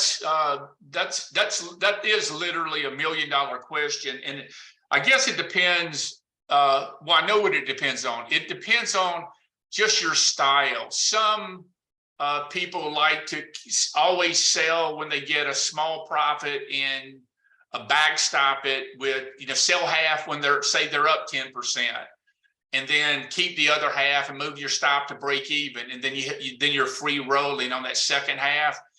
Or it depends on if you're looking for the big home run. For example, we bought this SMCI right here first. We were in the stock, got shaken out. When the stock broke out, reversed, and made a new high on earnings that day, we bought this stock at 113, I think. And I think that's where we bought the stock. And you could have sold this stock up 5 or 10 or 20%. We sold it for the first time. We sold it right there, and I think that was about an 80% gain, if I'm not mistaken. And then we bought. So we wouldn't have had an 80% gain, if we would have sold it. If we're swing trading and we're taking 10% profits. But this had perfect action, and then it followed through. And I mean, this next in NVIDIA has been the leading stock in the market, and they're in the data center area as well. And we're trying to position. What we want to do is have 10 stocks where we have 10% positions, and we get a couple of these stocks that double and triple, over the next 12 months. And to make triple digit returns, you're going to have a good market, but you're going to have to be even more concentrated. Many of the very astute traders out there, for example, when, I had that great 2021 in the U.S. Investment Championship, I had 3 and 4 stocks in my account to make, but that's the risk that I exposed myself to make 200% that year. And from a diversification standpoint, we're just not comfortable like managing other people's money with having concentrated positions like that. But that's how you achieve those types of returns. You got to have concentration, and you got to play them for the moves like this. You get on one of these stocks and you get that double. You get that double or so. And we actually sold the stock, bought it back here at the 21-day, and we're in it right now as we speak. So we're up 23% in it today from the 21-day. So, these leading stocks give you an opportunity. See, this came all the way back to the 21-day from 270 to 230. And, that wouldn't have been fun holding from 270 to 230. But we were waiting for the stock to set up, and we got our opportunity there at the 21-day. So you're going to get, it's going to sometimes look scary, but you just have to understand yourself and determine what type of trader. Are you a trader? Are you an investor? What type of investor are you? Are you for the long term, or you just want to take 20% gains and let those pile up? And or reach a combination of that. So there's no real answer. But if you're booking gains on the way up, your equity curve, you don't have much of a drawdown.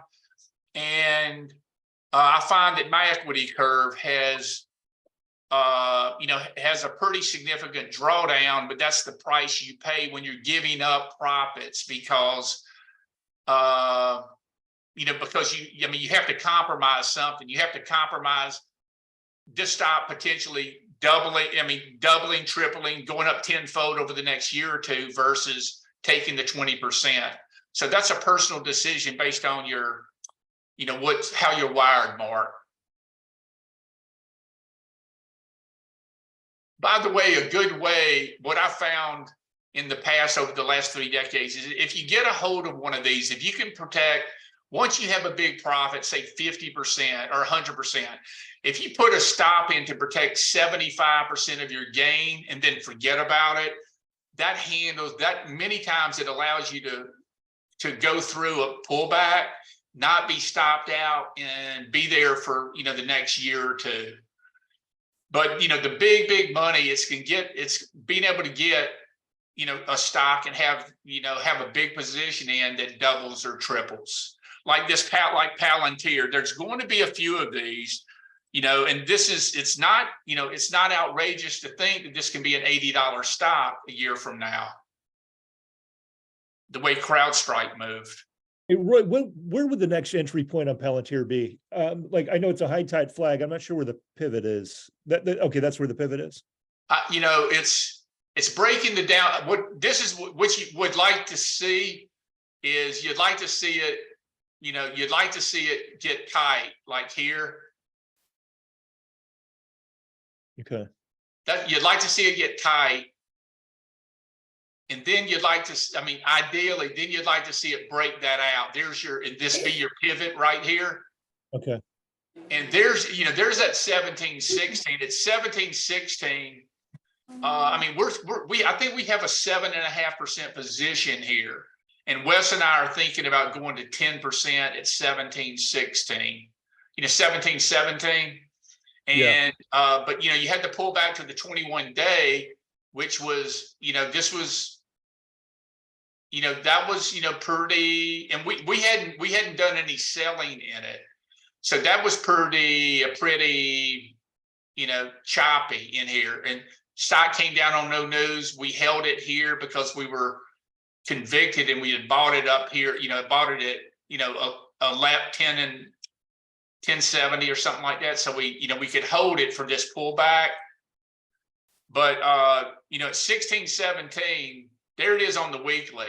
So, there's when you look at these stocks on the weekly, you can see that, man, I just need to have a buy stop. I'm sitting here on the weekly. Look how much clearer it is on the weekly to have a buy stop right there on the weekly where it took out the prior week's high. And I utilize that many times. I'm looking at those weekly numbers when you take it out. So, I would be building a position in this, in this stock here, but it's 16, taking that out, 17, 16. If you own it, you press it. If you don't own it, it's about to get away from you. It's going to be very difficult, to buy.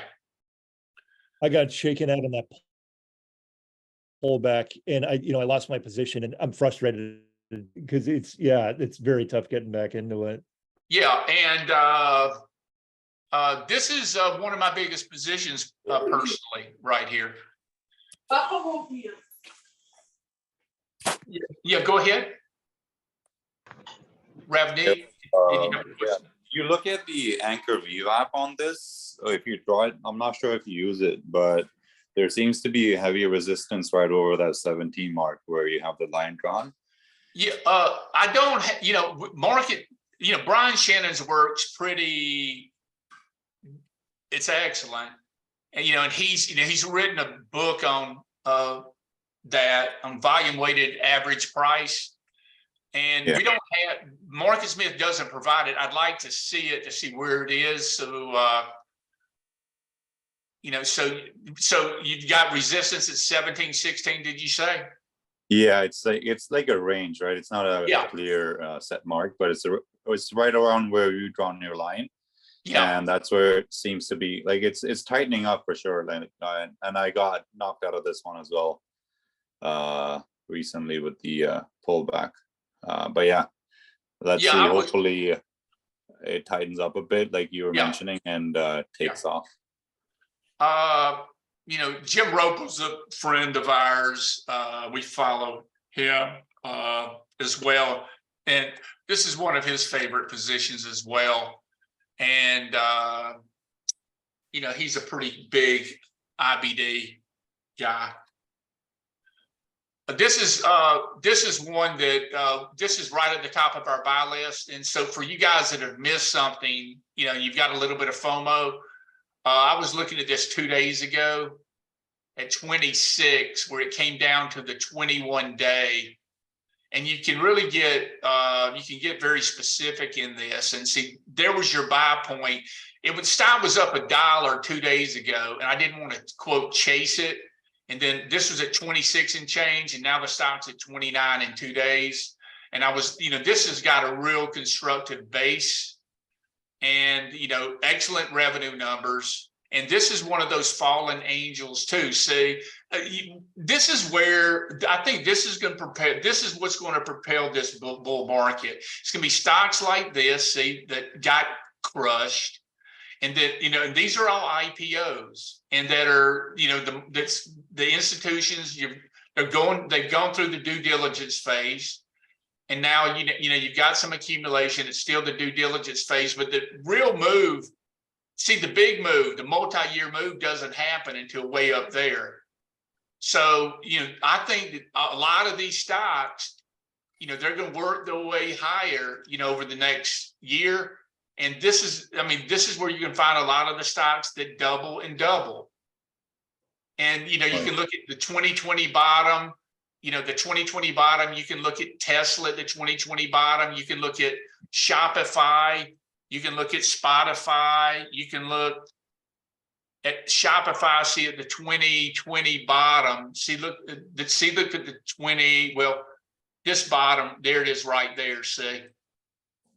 There's a 2020 bottom at 30, and it went to 140. And Talking about Shopify, Roku, are you interested in that at all? Well, this is, I mean, there's definitely a case to be made for, so right now you have two choices. Do you buy the stuff that's been decimated off the bottom?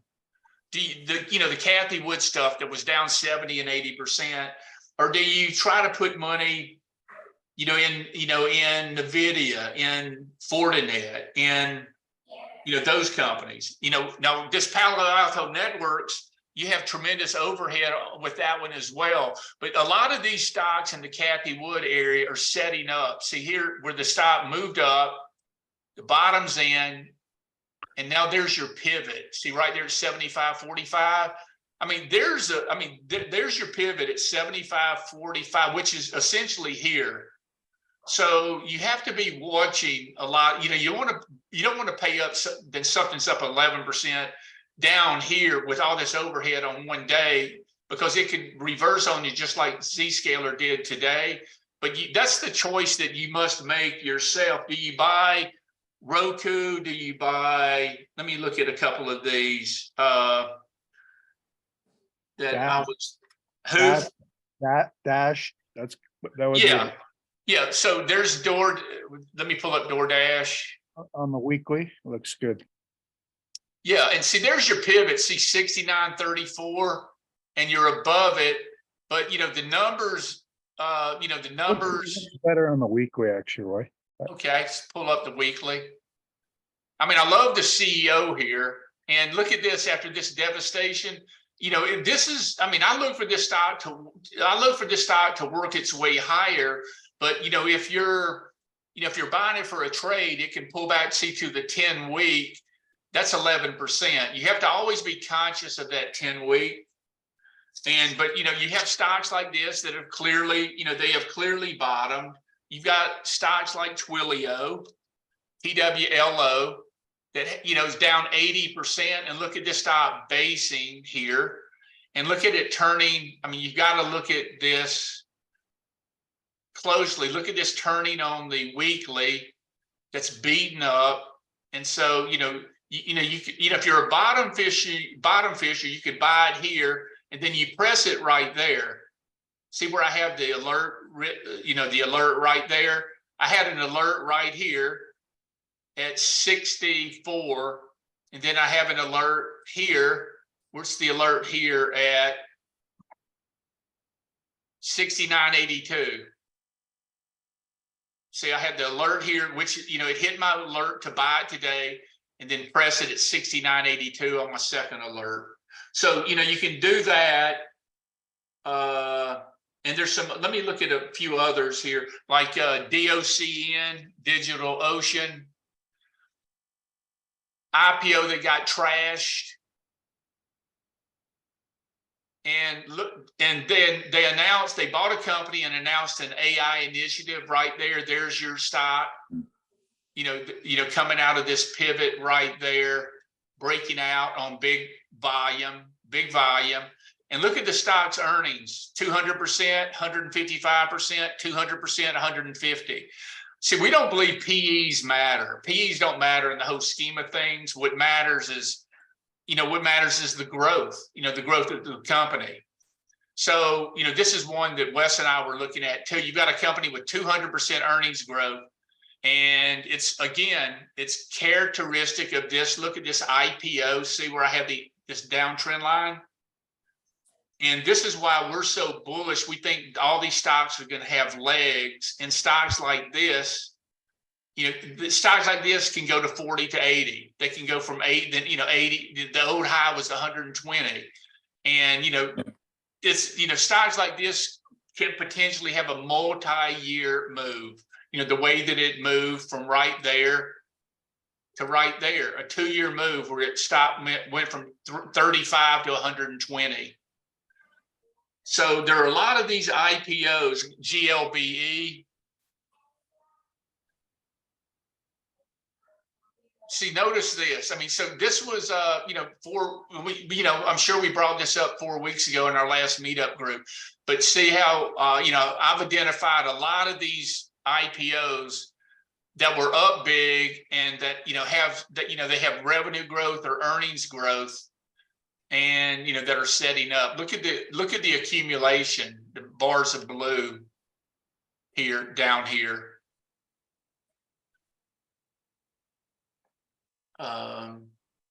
Datadog, DDOG. This was right here, broke out today. This was Wes and I, we're looking at buying this.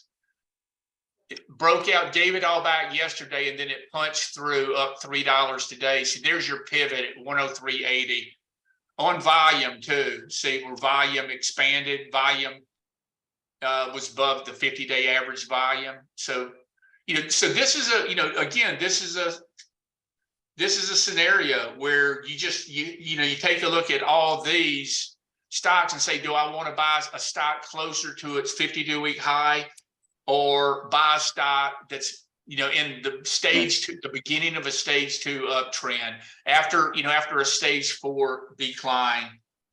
Oracle, by the way, this Oracle is setting up perfect. See, at the 21-day, and earnings are out of the way. See, that's something that's nice here. You got a huge company.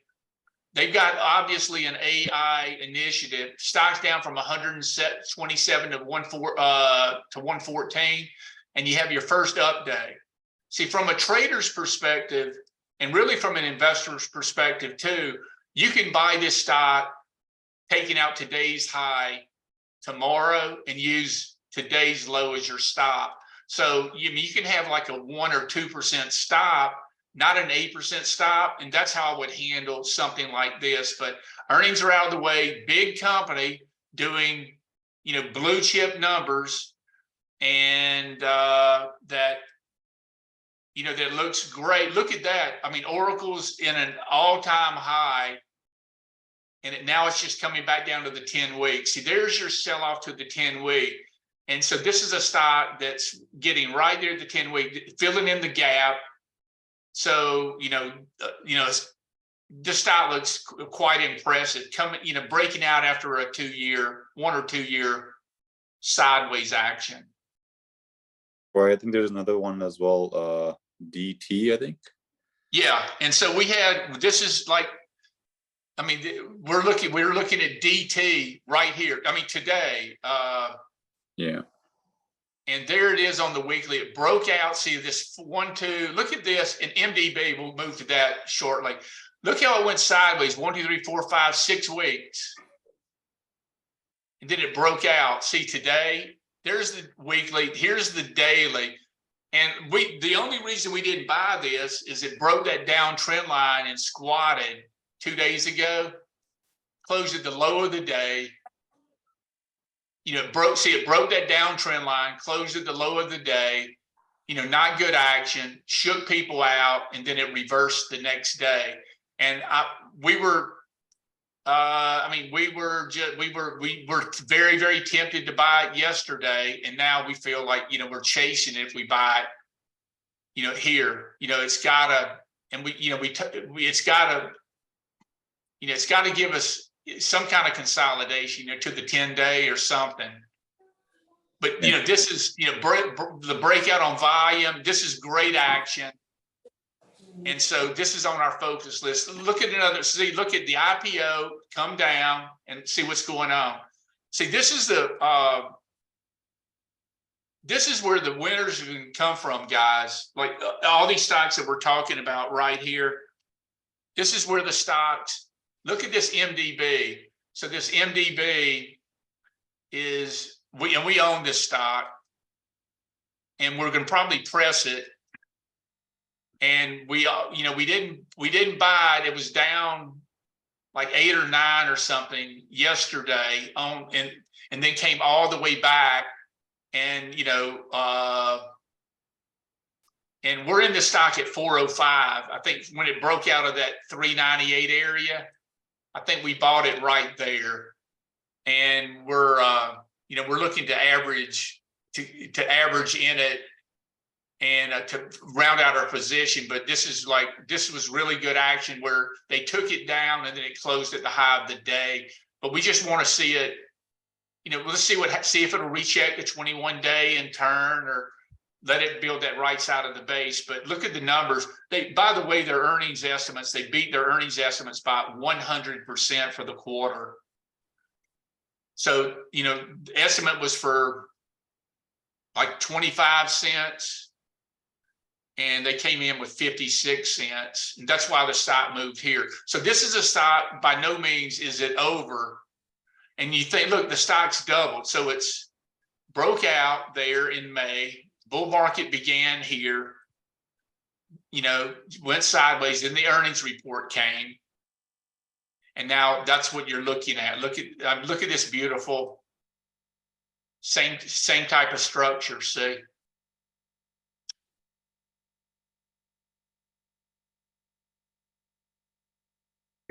Hey, Roy, I got one that it's not in the best industry group, but the chart looks great. SEIX, and it's got some recent accumulation on the weekly. It's pretty tight on the weekly chart. It's a coal stock. Do I have this right? SEIX? I'm sorry, CEIX. Okay.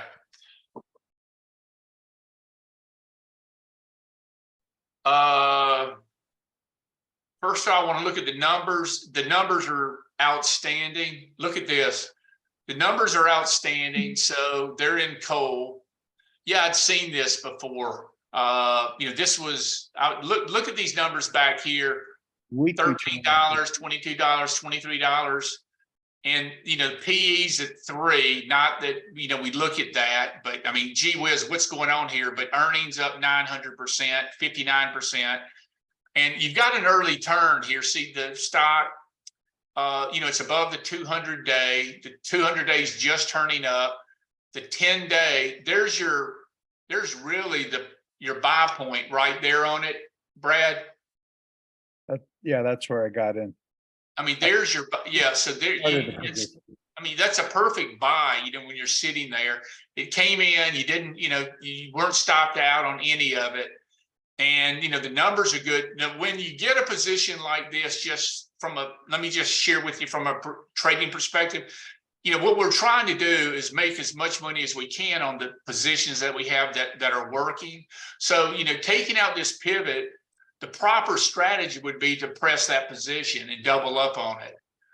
So, you bought it right there, consolidated, it's going sideways, acting great. And then right there, this 69.85, if I'm trading the position, that's where I would add to it. And what's it look like on the monthly? Yeah. So, look at that 4 to 80. You've got this move. It went to new highs. The weekly chart looked really impressive as well. It's kind of. Yeah, it looks great. Yeah. When it's not energy caved in, it kind of held in there basically all through that energy sell-off. Yeah. And by the way, so some of these energy stocks, and we were looking at this, like this Tidewater, look at this Tidewater breaking out right here. Yeah. And it came into the 10-day, and we were looking at it. Look at the volume, the accumulation over here. Came back to the 10-day. Now it's just exploded. So you had, this group, there's a rotation right now into the group. And, I was looking at, OII. See, look at that OI. See, and the ones that are at 52-week high, see, these are your leaders. I bought Waterford a couple of days ago. WFD. Oh, WFRD. RD. Yeah. See, this is like perfect action. Yeah. So, and it's going sideways, and it's going sideways. Look at these numbers, man. This looks great. And this is at oil at $65 a barrel, wherever it is, 65.70. So if they can do these kinds of numbers, just think if you get a rally in energy stocks. We've had there's a number of guys on the call that have traded these energy stocks before, but these are the leaders. So, Weatherford looks great. Tidewater looks great. OII. These are the ones that you want to buy. You don't want to buy the ones that are, that are way low at the totem pole. But, you can have this rotation here in energy. We often talk about 2022, how that was a big energy year. We totally missed it. There's ATI. Yeah, excuse me. Go ahead. I was just saying, I bought them both with the intentions with the anticipation of maybe a possible rotation. So, if they just kind of keep trading sideways, then I'll probably cut them. But Waterford's really acting well. But the other one, if it just keeps consolidating, I'll get rid of it. Well, what's nice is, the only thing to prevent you from selling is getting bored with it. If it's acting totally not perfect. So, a lot of times you have to, you have to hold these stocks for, to get the move that you're looking for, as well. Yeah. I mentioned this on Twitter the other day. We don't own this for clients because it's too thin. Look, it's only trading $15 million a day. But you had this 10-300 move where the stock on this day was up, 25% in price, and volume was up 1,118%. See, when you get moves like this, these are the types of powerful moves that just propel the stock higher. But the stock, and I've never bought like I don't think a $10 or $15 stock for clients, but we typically buy the stuff that's got better visibility. But Genius Sports, they provide the backbone for data to the NFL and for DraftKings and FanDuel. So, you've got DraftKings and FanDuel, big gambling sites. Well, they have to get their data. That data has to be reliable. That data is coming from Genius Sports. So Genius Sports so this stock just broke out, big volume, big move up on signing an exclusive contract with the NFL into 2028, 5 years. And you know that if they're providing the exclusive data for the NFL, it's going to be for the NBA next. And it's going to be for the Major League Baseball Association next. So, this has got, this is under discovered, 104 mutual funds, money managers own it.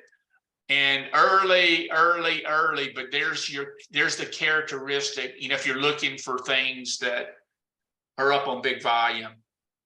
Let me show you. Yeah, go ahead. I like that it's barely $2 billion market cap too. I mean, that could triple in the blink of an eye. Well, this is a pretty big position for me. And I'm in it at 735. I bought it right there. Right there. It was, see, it closed at 730 right there. Yeah, that looks really nice. And so a lot of times these stocks come in like a day, and Joseph Ebnith is often hops on a lot of these on like day 2 when the stocks come down, and then they come back and make a new high. So that's what it's showing right there. So, it's definitely a speculative stock. We would never recommend something like this, but there's the action. $2 billion company, and who knows where this stock, who knows where this stock's going to be a year from now. It's 8. I mean, this stock can certainly go to 16. And, depending on, the higher the price goes, the more quality it will be perceived by institutions. ON, the shoe company is setting up fairly well after a disappointing result on their earnings report, where the numbers were quite good, but they were just guiding you cautiously forward. This stock is setting up. You can see you've got that 31.45 pivot. Now it's taking this out right there, and we've got a position here. We'll probably take it up there at 35. Press it. Average up in it at 35.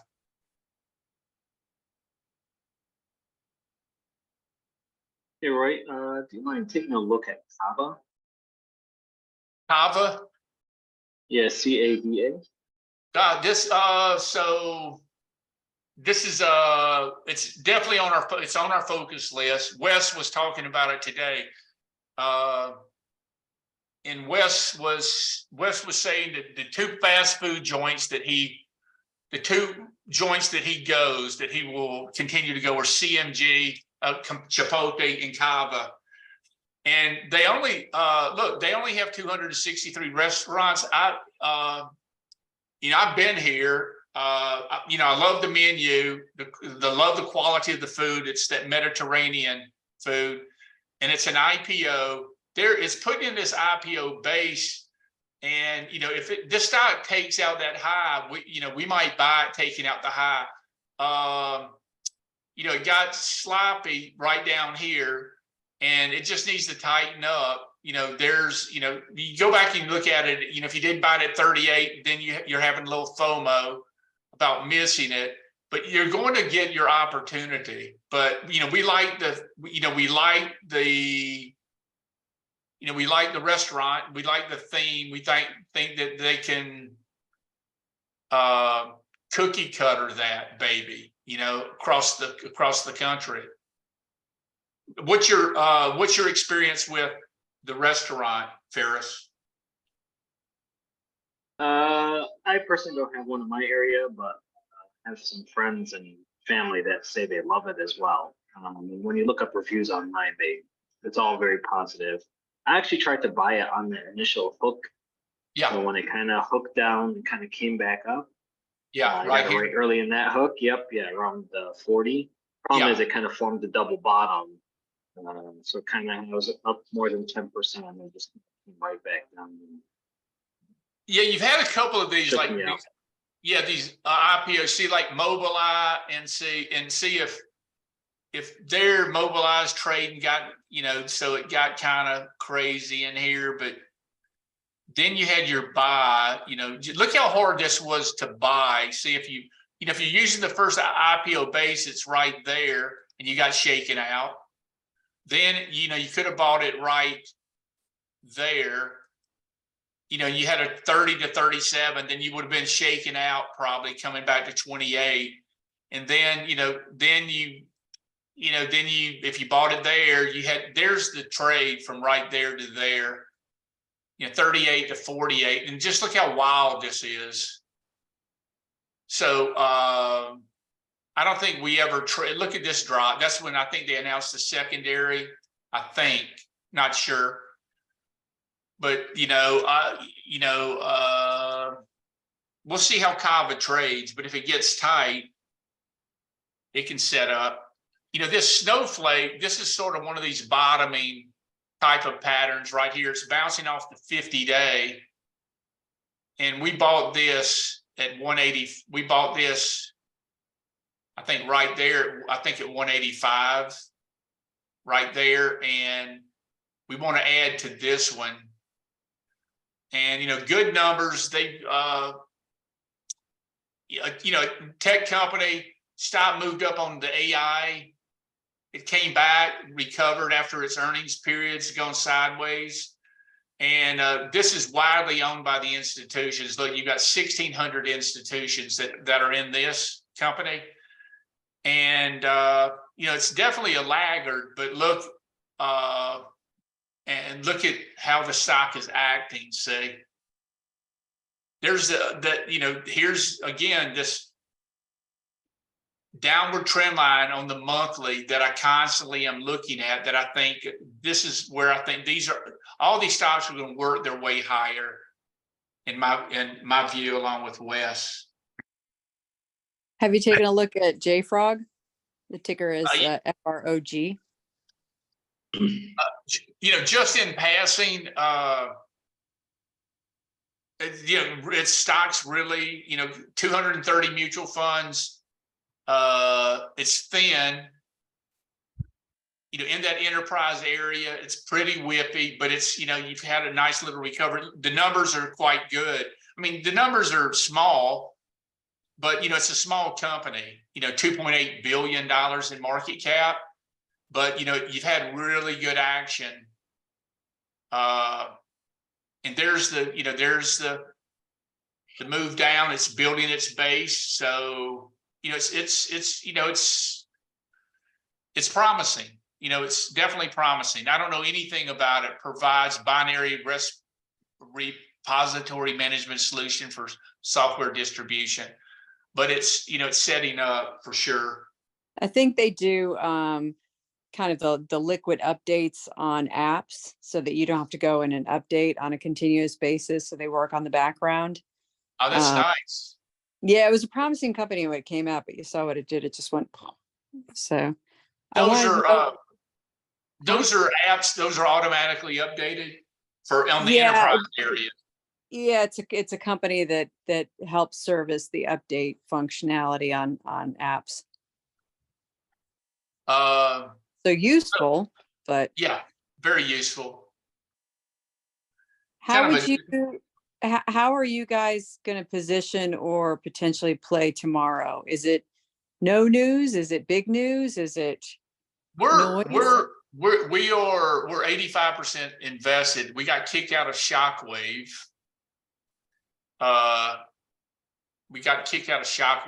Right here. We were quite bullish on the fundamental story and got kicked out of this one. And then it was upgraded. It was looking horrible like 2 days ago. It was upgraded yesterday. And we sold Lantheus because it's below the 50. We sold this today just because it's below the 50, not acting well. We want better merchandise. And we also sold Melly and below the 50. And then that was the straw that broke the camel's back right there. Like, this stock's got great numbers. And I mean, 457% earnings growth, 205, but it's living below the 50. So we want to add exposure, Dana, but we're 85% in, and we want to add. We'd like to add, but we're not going to overpay either. And we have enough exposure at 85 that we have room for 3 more stocks. But we want to specifically get the entry point right. So if I'm not invested, and we went from 30% to 100% over the last 60 days. And that's the most that we've been invested in 2 years. So we're quite bullish. We're just looking for the setups. When the setups disappear, then we'll we're going to buy them until there aren't any stocks that participate. But we're going to rotate out of these that have great fundamentals that are acting poorly into the ones that we've talked about before. If they'll set up, like Datadog, like DT, DraftKings. What do you think of Dexcom, Roy? We own it, and we got a 5% position in. We like it. It's tried to break out here. Wentz, you've got really good numbers, a great product. We're very high. 2,500 mutual funds own it. Big institutional favorite. They've got the best product, and but medical seems to be out of favor right now. In the medical stocks, I think Lilly got hit today, but that was a big winner before. But we own Dexcom, and we're trying to. We're not trying to make 10%. We're trying to get a stock that goes from 120 to 250. We're looking for the stock to break out of a downtrend line, see like this, and then go for 2 years. The stock went from 20 to 100. Now we don't think it's going to go. It's not going to go from 100 to 1,000, but it can go from 100 to 200. 100 to 250. So we like it. It's one of our favorite fundamental companies. It just hasn't gotten going yet, but the new product got Medicare and Medicaid approval, and they also got approval for type 1 and type 2 diabetes. So that's going to, so we think the numbers are going to be better than expected. $50 billion market cap, but look how choppy it's been. We're just looking. When you look at it on the daily, you can just chop. That's why sometimes it's important to look. Like, this doesn't look that bad on the weekly. Yeah, no, the weekly looks great. This looks like a stock that I'd buy and hold for 2 years. If I'm a long-term investor and it's gone sideways, this thing looks great on the weekly. So Roy, with a ton of opportunities like we're going through, how do you narrow it down to which ones to buy? It's the ones that have the strongest, typically the ones that have the strongest earnings growth, and the strongest earnings growth, the strongest revenue growth, or some type of catalyst with volume, with a volume accumulation signature. Roy, can you talk about diversification and what your opinion is on that, or how you manage it? Well, I took a class in graduate school that had to do with modern portfolio theory. And I forget what the name of the book was, but it was the guys that won the Nobel Prize, in finance. And what they showed in that book was that you could get adequate diversification with 13 names. Like, if you're, I was thinking more sector wise, but go ahead with your. Yeah, but that ensures that you don't have too many in one sector. But you're going to make the most money when you find the sector where people are piling in and the institutions are moving. And so, you know, what I typically want to do, I want to buy 2 to 3 and maybe no more than 2 or 3 in that sector. Like, for example, in semiconductors, we're in NVIDIA and AMD. One's sort of lagging and the other is leading. But then you have a number of other ones that look enticing, like ON Semiconductor, NXPI, ACLS, ALGM. And so you have, and so the ones that have the highest relative strength, that's typically where you want to be. But, I mean, I'll have, it does, if the 2 best stocks in the market are in one sector, I'll own them. So O'Neill always taught that, if you have $1 million portfolio, he only advocated owning 5 to 8 stocks. So, that's putting in, $200,000 in a position and, for 5 stocks. And I do that myself, not on a routine basis, but on almost a daily basis. So I'm not afraid to put, all my eggs in one basket and watch that basket closely, but you have to have various criteria there. Like earnings have to be out of the way. It's got to be acting perfectly. It's got to be an institutional favorite, and it's got to be typically in one of the top performing groups. So, but for our clients, we try to reach we try to find balance of that, and we think that like 10 to 15 stocks, 20 at the most, but if you can get it down to 10 to 15 stocks, that you can, and the market's right, you can have a triple digit year, if you get the right stocks, and and that means that you'll sell some of your laggards and move it to your winners. So you might go from 15 to 10 over a 3-month period of time. But I think that if you get 15 stocks, that's too many for you to watch, to really watch. And so I think, I probably think like, and in the past, in a rip snoring bull market, like 12 stocks, 12 stocks using margin, Carl, using margin, and that you can get, basically, you can knock it out of the park that way. It's how closely you watch it, I guess, is a big factor there. Yeah. And your opinion on Live Nation, LYV?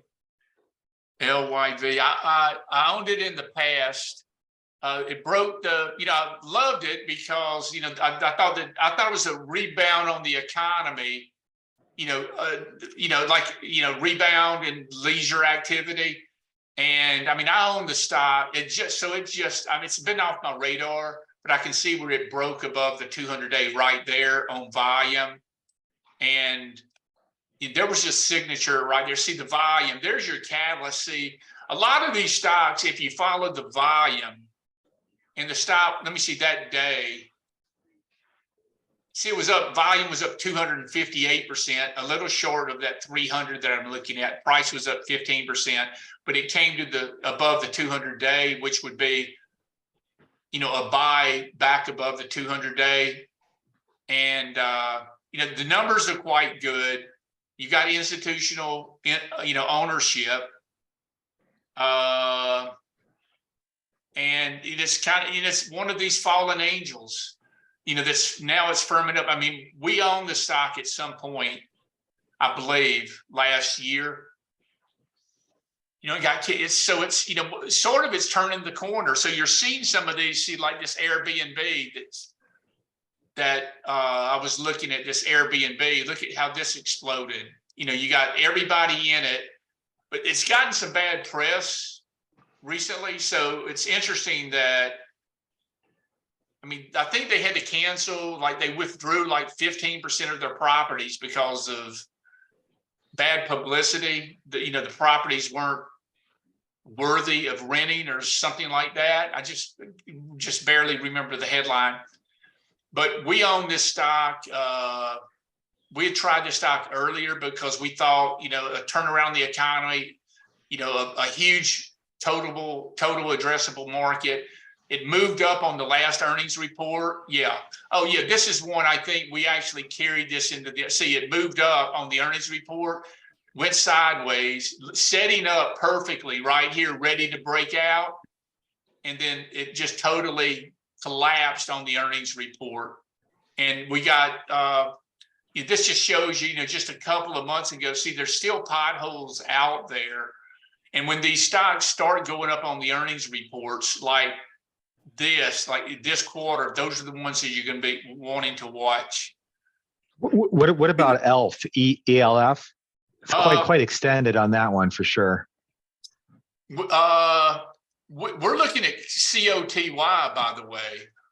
So, in the cosmetic area, this is, David Ryan has been talking about this one for a year.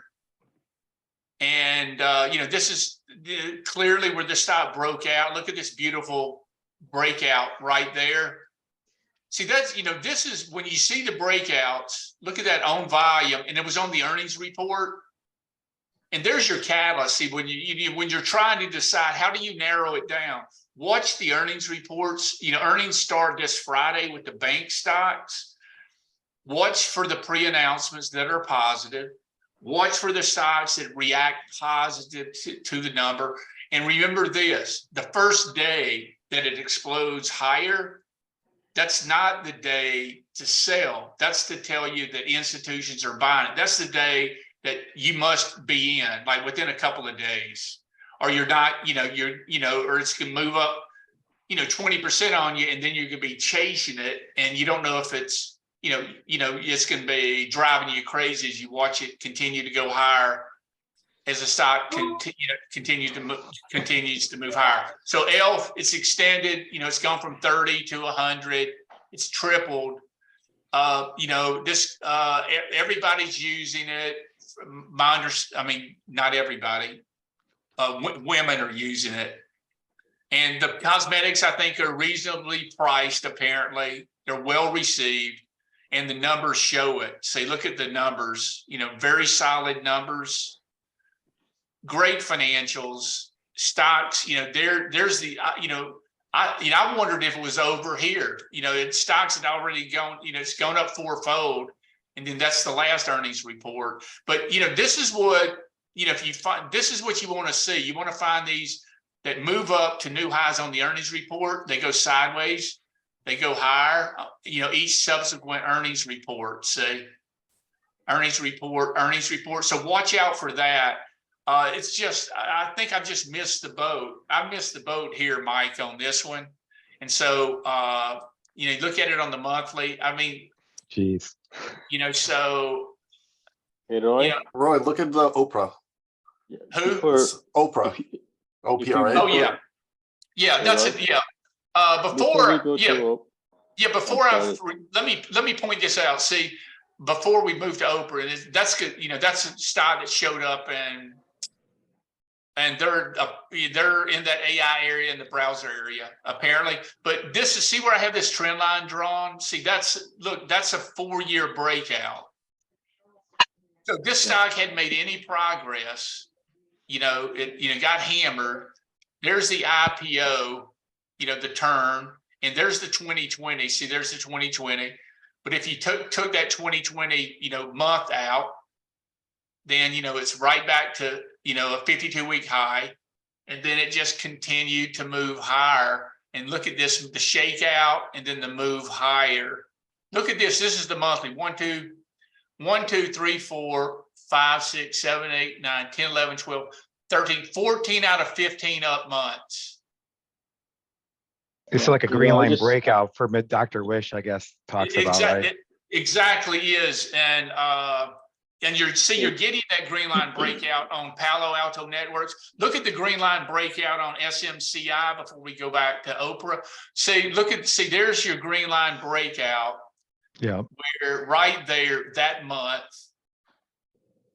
And then it went down for so it went down for a couple of months. And there's your next green line breakout right there. Where it went to all-time highs, all-time highs right there. 2 month in, the next green line breakout right there. Look at this, how this stock just the next two months breakout, green line breakout there. And there are a couple of these, and there are a couple of these that have not a lot of these. You don't have many ELFs and SMCIs. But I'm telling you that these are going to be setting up. All these stocks that we're talking about, you're going to get that potential action. But there's that Oprah. Look at this Oprah. Look, from 5 to 25. Yeah, this is Parashi. I was just going to comment on ELF. I think other than that recent month's vertical line, chart still looks good. Numbers still excellent. I think they're probably going to come back with even a positive number this quarter. Who knows? Yeah, you're right. There's nothing wrong with the chart. There's nothing wrong with the chart. And in fact, now you can see this is the 10 months. So the 10 month is, the stock can come into 80 and still be fine. And where's the 10 week? The 10 week. Yeah, see, 10 weeks. 104. So, this stock doesn't get in trouble until it takes out that low. So, it's uptrend until if that stock holds until it really breaks that low, the stock's, in an uptrend. This thing can get tight for 4 or 5 weeks and then go higher. It reminds me of, some of Bill O'Neill's work in which he, in his model books, when you look at the greatest stock market winners, and this is you're exactly right. There's nothing wrong with this stock. It's just, man, it's been incredible. I guess that's a great point. On the downside, that red line there. On the upside, you're looking for like a climax top kind of thing. Yeah. These normally, when you get a move like this, Mike, your sell point is really breaking the 50-day after an extended move like this, or a climax run. So, a climax run where the stock can go, 20% to 50% up in, a couple of weeks on the highest volume and the biggest spread that it's had in its entire run. That's how it's a climax run. Okay, offensive or defensive selling. Okay, perfect. Yep. And there's that Oprah that you bought up there, so, there's, the numbers, what's the numbers look like? The triple digit numbers, see 96 million. You got a slight decline there. Small company, look, 2.9 billion. And, look, 26 funds. This is a very speculative situation. Step out in the front yard and see the space station fly over. Oh, yeah, I'll do that. Supposed to do it. There's John. Hey, Ryan, the team. Just a quick question on Oprah. Does anyone know why it's actually kind of running from 5 to 25? I look up, there's no new product, nothing. The only thing I know is a browser which has a built-in VPN thing in it, I guess. That's all I could find. So there's a great. It was some type of AI, something. They've got a browser AI for mobile phones. So clearly, it's it's a less a less quality AAOI. You can get some of these, this type of stuff that happens where you have company. Some of this stuff happens. I don't know why this stock's run from 2 to 10, but it doesn't have what I'm looking for in terms of having a market leader and putting serious money into something. But that ELF sure did. And look, this COTY, this is a nice breakout. Earnings 533% last quarter, and $11 billion market cap, and it just broke out. And I bought this personally yesterday, and we are like looking at this, conducting some research to see if we want to buy this, one of the 2 to 3 stocks that we can add. And it's trading at $60 million a day, 5 million shares a day, got 500 funds. Helen of Troy reported, so the groups, the group had a good report. This was on an earnings report yesterday, so that's good for it. So you got positive action in another stock in the group. And so we're gonna do a little work on this one to see like, what's going on here. And let's look at this on the weekly and monthly. Weekly, look at this on the weekly. See, this is like textbook. $12 stock. I mean, rarely do you find something like this.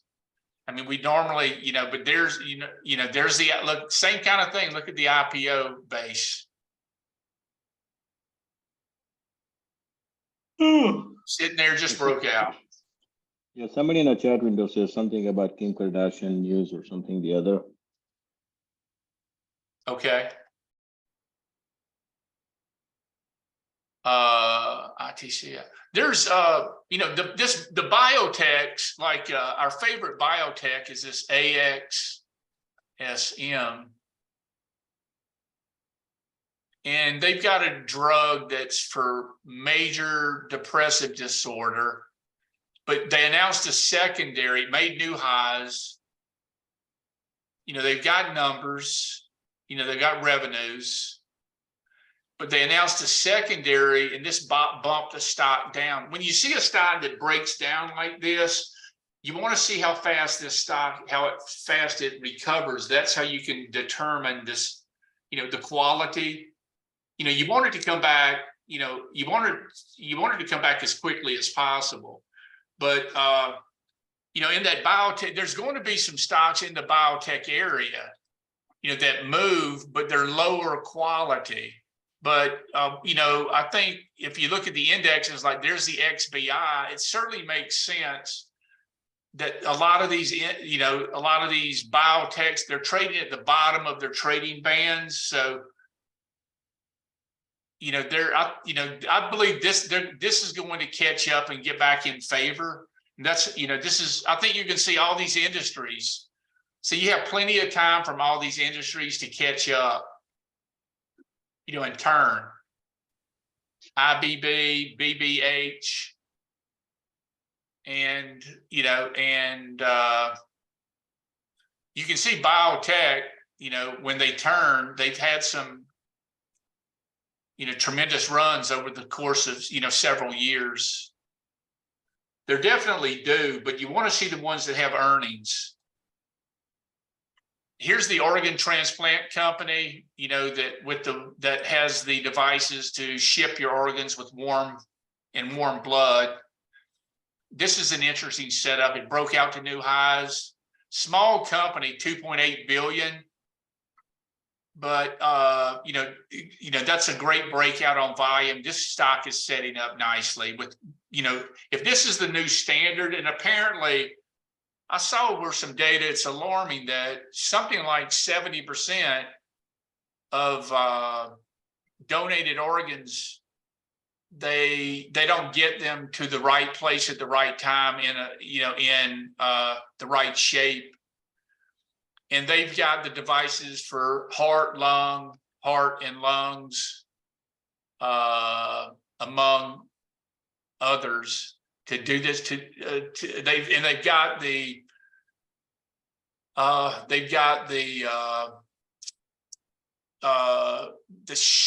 all the shipping taken care of, the supply side taken care of in terms of getting the organ from its the donor to the recipient in the quickest amount of time by having these organ setups across the country. So this could be the next big, the next big innovative theme in the medical industry. Hey, Roy. Yeah. This is Mike. Hey, Mike. Just looking at one we talked about 3 months ago, KRUS, the Kura Sushi. Yeah. Restaurants that are building out. You talked about that. It's been doing some moving the last couple of days, and I appreciate the tip for keeping an eye on the yearly highs. I was looking at this a year or so ago, like way back, back a year ago, because and it looks like they have. If you go to their website, they have an innovative way of. I think it's like a buffet with the table that spins, something like that, if I'm not mistaken. But anyway, that's an earnings. That's an earnings report. Had great movement. They're going to open 290 restaurants. I love Chinese food, and they've got.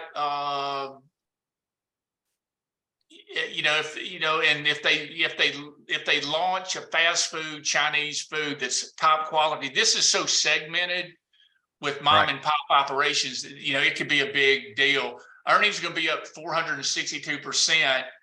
I think it looks great, Michael. Okay. Yeah. Looking for a buy point. Yeah, buy point. Maybe 100. Look how tight it got there, for weeks. I think if these stocks are extended, you have to wait until the 10-week catches up. And if you're not in it, you buy the first pullback to the 10-day. Okay. That's your buy point. These stocks, the first pullback to the 10-day after breaking out is your buy point on the leading stocks. So I think it looks great. It looks like a unique restaurant. Unique's what you're looking for. Yeah. Yep. I agree. So in terms of diversification, see, if I owned 2 restaurants, so you'd have to decide, well, do I want to own CMG that, this is, CMG and Wingstop were on our list. And you can see Wingstop broke to a 52-week high. Now it's kind of, sideways weakening. There's CMG that's been, exploded. But, you have, you got new merchandise in Kava, new merchandise, which is quite positive. And, this is really new merchandise in this KRUS that's just getting going, I prefer to buy like Kava and KRUS than Wingstop and CMG, because I'm looking for something that can, really, really move. Had some good earnings a few days ago. So yeah, on the 6th. Yeah, I'm gonna move. I'm gonna move that to our focus list as one to potential buy. Good. Thanks. Thank you. This WWE broke out yesterday, and now you're taking out the 110 area. They've got new ownership here, and the new ownership, they've got a partnership with, I forget who it is, but I think he was the CEO of not the UFC. Maybe it is. Maybe he was the owner. Yeah, it could be the CEO of the UFC. And the UFC, I think, merged with WWE. And they've got a powerful brand across our nation. And this stock's acting quite good. And I think the guy that bought the UFC, I think they increased their cash flow like 5 times. Like they took over, they paid. It seemed at the time that they paid an exorbitant price, but he increased their cash flow like 5 times. And that's why, that's why this WWE is moving. So McMahon is, I mean, he's really not, he's not running the company anymore. And so they have, it's like somebody, well, McMahon has been quite established. Of course, that whole family is brilliant, and what they created. But, it's like when Google, the CEO was, I think, Eric, whatever his name, or it was, you had the two brothers, Sergey and the other guy, I forget. And then they brought in Eric, somebody that was a big Wall Street guy, and then he brought him forward to the next growth. Eric Schmidt, yeah. So I think that's what you have going on here, where you have something new happening. I mean, you have better management guys that really know how to grow the thing, and more adept management. So I think that's what's going on here. But stock's making new highs. What's it look like? See it monthly. Look at this. See, there's your green line breakout.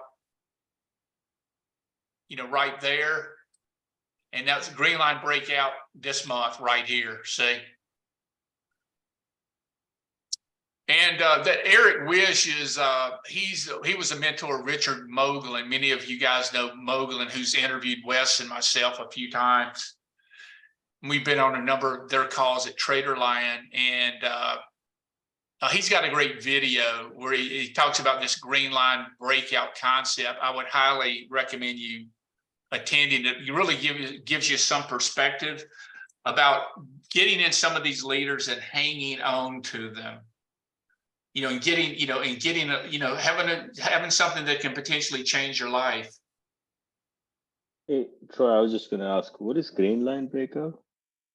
Yeah, just it's a technique that Eric,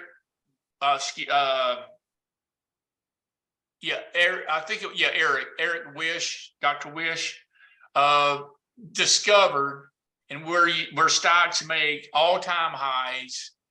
When they make an all-time high, and then if they correct 2 months, when they make a new high after a 2-month consolidation period of time. And so like the next new high, after when it hasn't made a new high in 2 months, that's a green line breakout.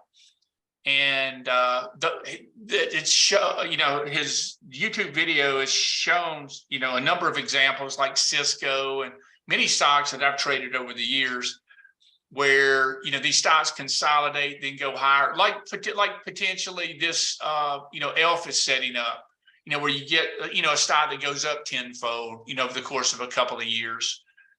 The ones that are going to go up tenfold, they're going to be the ones that are making eventually all-time highs.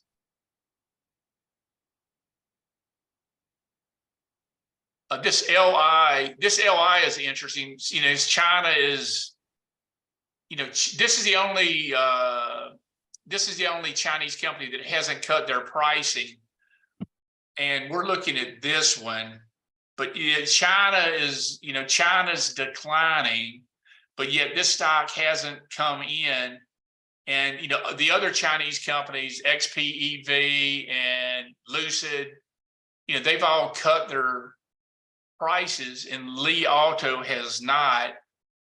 And look at the numbers on this stock. The numbers are just huge. And, what you wonder is how can the stock grow like this if China's economy is declining? It's a paradox, but, the numbers are there.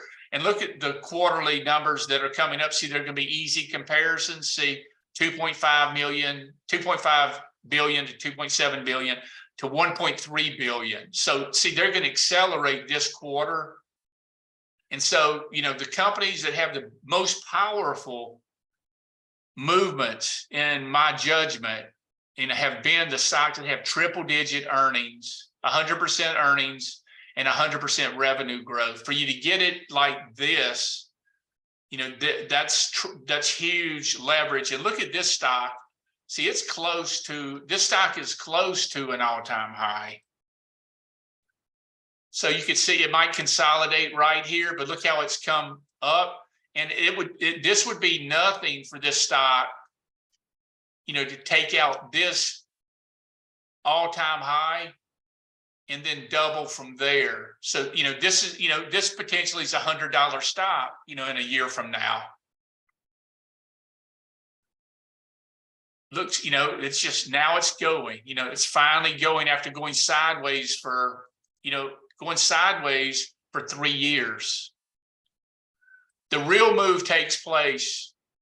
I mean, the real move takes place when it does that, when it takes, you know, when it, you know, when it makes it a green line breakout right there. But that's a 3-year breakout.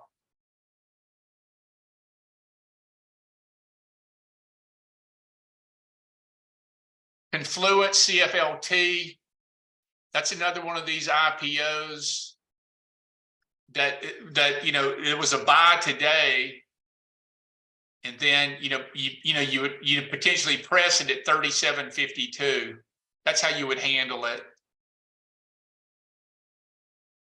You know, it's the 10 days above the 21 day, the 50 days in an uptrend, the 200 days in an uptrend. It's in a stage 2 uptrend. They've got good revenue growth. It's, you know, it was killed in the bear market. You got institutions in it and going sideways, you know. So you have a few of these, see PATH, PATH.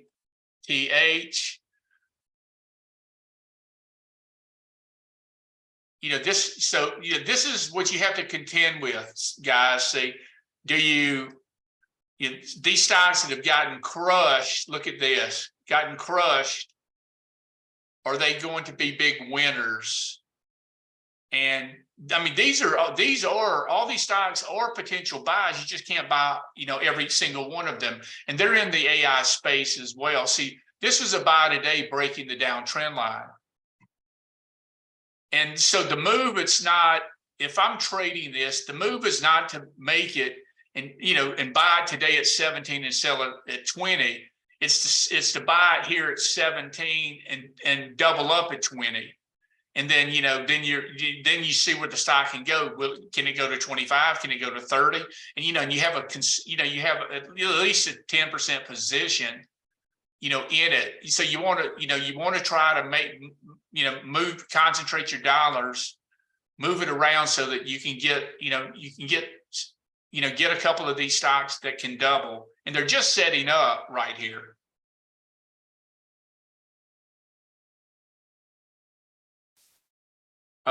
There's Unity Software, see another one. Up today, so you're getting this rotation, which is quite good. The rotation up 10% in price. And now you just have to, you know, there's your pivot where you should be adding it.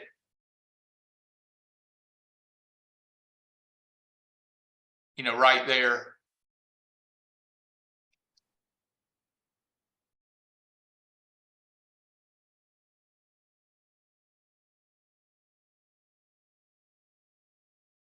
There's ARC that just broke out. Look, so it hadn't done anything for, you know, the whole, you know, since February, and it's just going out on volume.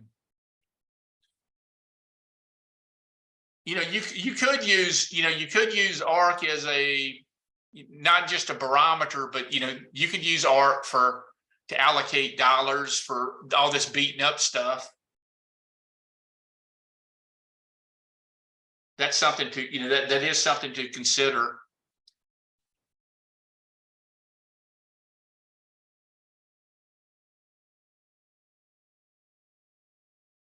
But this is the first time, guys, that, you know, the first time in the last really 30 days where you're seeing, you know, the last 30 to 60 days where you can see this broadening out take place. And you want to see how these stocks hold up on a pullback, because there's going to be the inevitable pullback, you know, that happens. This Rivian, RIVN, had good numbers, or a good, look at this volume on Rivian. They had a good report. they announced, I believe they announced deliveries in Europe. And this is a stock that's been absolutely decimated. They have the Amazon contract. Amazon bought 100,000 electric vans from them. And, this might be, we were looking at this, and this is up 1, 2, 3, 4, 5, 6, 7, 8 straight days. Look at when it broke the 200-day. So I actually bought it. I bought this stock that day, right there, breaking the 200-day. And look at when Tesla, broke the 200-day that day. Then you had this 20% move. We want to buy Tesla on this pullback too. We should have bought it right there, that 200 area, but that's something we'd like to buy Tesla back. It's after getting crushed, there's not really a great buy point yet, but it would be maybe the 10-week right there. The 10-week. That's a 21-day right there.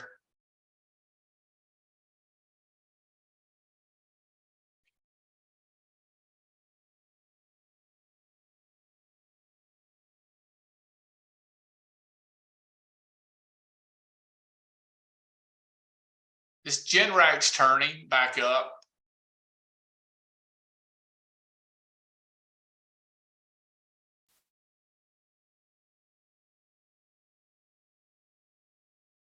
They're starting hurricane season. They're in hurricane season right now for down in the Gulf.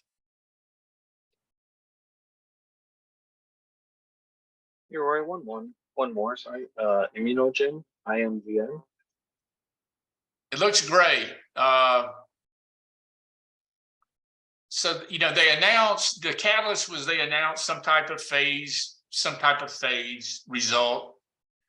And this is one of those power plays where it doubles in a brief period of time, goes sideways, and then you have that move there. It's pretty.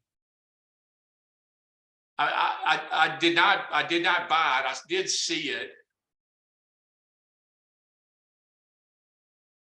or I could have bought it. I could have bought it right there and sold it right there.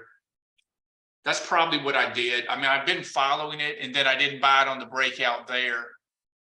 And so, you got this move up. This is classic. It's come down to the 21-day. And if this stock turns up, what's it look like on the weekly? Yeah. See, your buy point, taking out last week's high, that stock's a buy. And if you want to, if you want to get in this early, if this stock takes out that high, if that stock trades at 19 and it's 18.99 after market, I think the stock's technically a buy right there. But it has nothing to do with the numbers. It has to do with the phase, whatever 1, 2, or 3 results that they came out with. But you got some institutions in there. Roy, do you have any thoughts on Flowserve FLS?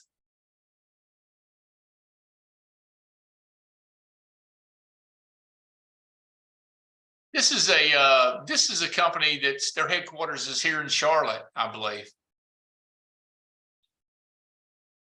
What a great quarter, earnings 400%. It's quite choppy, but the numbers certainly are good. And it's lagged for a long time. Look at this. Look how long it's lagged. You just don't know when when is the stock going to have a move like that? When is the stock going to do that? For many years. But it's in a good industry group. And the stock's got, well, it's got an 88, relative strength. So that's lagging a little bit, but the numbers are really good. And it's, it's only a $5 billion market cap too. Yeah, I knew it way back when it was. Yeah. I used to work in the industry, so I knew it, and I couldn't believe how low it had gotten. Yeah. So I know that it's tied to a lot of the expenditures in refining, and the refiners haven't had a lot of free cash in a long time. That comes back. I was thinking of maintenance cycles, and maybe this would be a pickup. Yeah. Let me see in the group. Who's in the group that I've been following daily?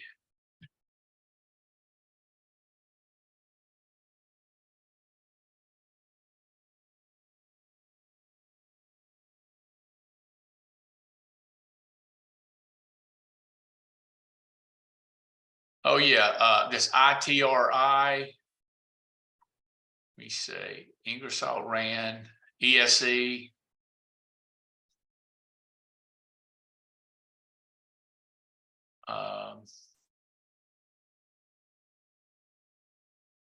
More details. New stocks in the sector. Oh yeah. In the group, you got PWR, by the way. Well, that's this is actually a little bit different. The heavy construction area, just PWR is 39th ranked group, making a new high. MTZ showing really good action. Excuse me.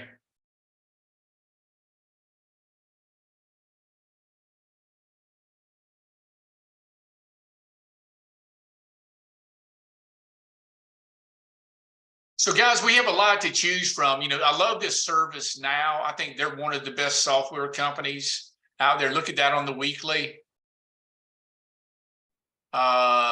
Making some, serious money.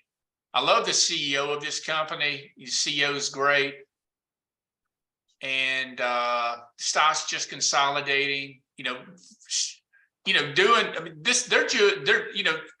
they're doing 20, hitting the 20% numbers as, as the economy has potentially slowed down, in the last year. They're still hitting their numbers. Just shows you, when the stocks bottom before, in the middle of the economic slowdown, if there is one.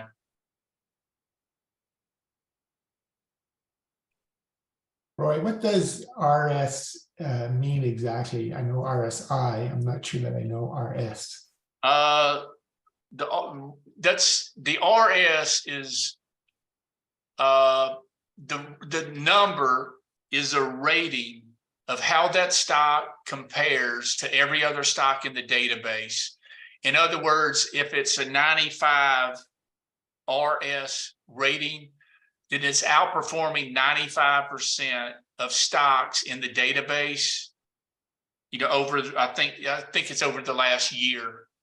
The relative strength line demonstrates and it reflects how that stock is doing performance-wise compared to the S&P 500. Thank you. And there are some hints there. And so, I run this like the top stocks that with the top relative strength ranking. I'll show you this, my list. Let me see here. Okay. Relative, so you have stocks where the relative strength line is making a new high. And that's something that, I run all the time. So that shows you how this stock is compared, how these stocks are working compared to the S&P 500. There's TDD, see where the stock's making a new high, the relative strength line is making a new high. And so you're getting, that's showing you that it's beating the S&P 500. This is really effective to use when you're in a downturn and you're looking to see, well, how the stocks hold up relative to the market. And 96 reflects its price is outperforming 96% of stocks in the database. And see, this is, here's this, there's the move, where it's gone sideways off the bottom, and then the power move through the pivot through that 78.60. And so this is what we're seeing for the first time, and this is, just going back, the last, couple of months.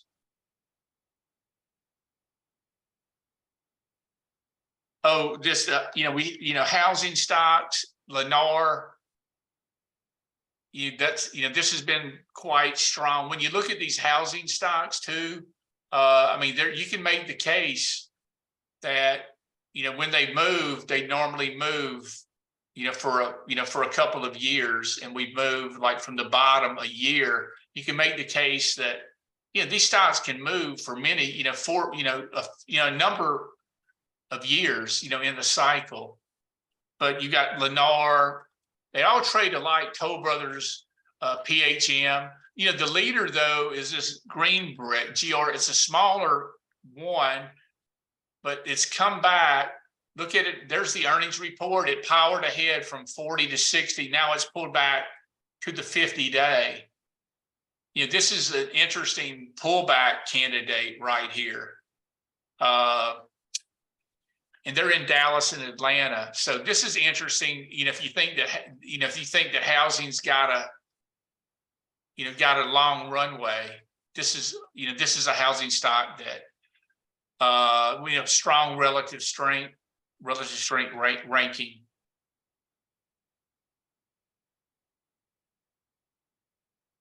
Roy, I have a question. Hey, Bill. We have never talked on this call, to my knowledge, about participating in these high-priced stocks that trade over $100 a share. We've never discussed the pros and cons of buying in-the-money calls. Okay. Could you talk to us a little bit about the pros and cons of that? I was looking at Service Now. You could probably buy calls on this thing 10 points below what the stock is, Bill, why don't you give us a little bit of your insight? I do very little option trading. Oh, I don't do any option trading, but obviously I'm aware of that. Provide your insight to us, if you will. If I'm buying Service Now, for example, what is it going for? $560. $560 a share. So why couldn't I buy, instead of buying 200 shares, take the same amount of money and buy the same stock with a strike price? That stock has a lot of options available. You want to be sure there's a lot of volume out there that they don't kill you on the bid and ask. But it looks to me, for individual investors like on this call, they're always looking for $25 stocks, but you ought to be looking for $100 or $400 stocks and try to buy the in-the-money calls in lieu of buying the shares. Mm-hmm. Particularly depending on the size of your account. Now, in my account or yours, you can't do it too much. I guess Service Now is a very liquid stock and a great company, and it's going to make a lot of money for us. But in my account, I can buy the stock, but I can't buy but maybe 5 or 10 shares of it in my size account, where I can go and buy the calls, just a straight out call under the market, sure, 10 points under, with a very little premium on them. Yeah. And I wondered, is there any pros and cons to that strategy? It's using leverage without having to borrow money on margin. If involved. I think it's the more in the money, the less risky the strategy is. If it's so that's so it's there's at some point there's a depending on how they're priced, there's how much money that you want to put in the position. Like, for something like this, do we want to put in, 25 grand in the position or 50 grand, in the option, something like that. And then, and then buy the appropriate, strike price, at some level, at some print in the future based on how we're going to spend that 25 or 50 grand versus, putting 500 grand in the position. Well, if you take the market price of the stock and figure out, well, maybe you think it can move up, let's just say 50% in a year. Can you go out and express that with an in the money call option on it for the next same period of time? And, and a lot of these things are trading pretty much for very little premium. Yeah. I mean, I would, it would be easier to put 56 grand in a deep, in the money call than 560,000, in the one position. Well, I'm looking at bookings.com, which is a $2,000 stock, right? Who? And some of the best stocks in the world. Oh yeah, trading at high prices, and yes, but they oftentimes have the option market is pretty liquid on some of these companies, Yeah, Neil, do you do any of that?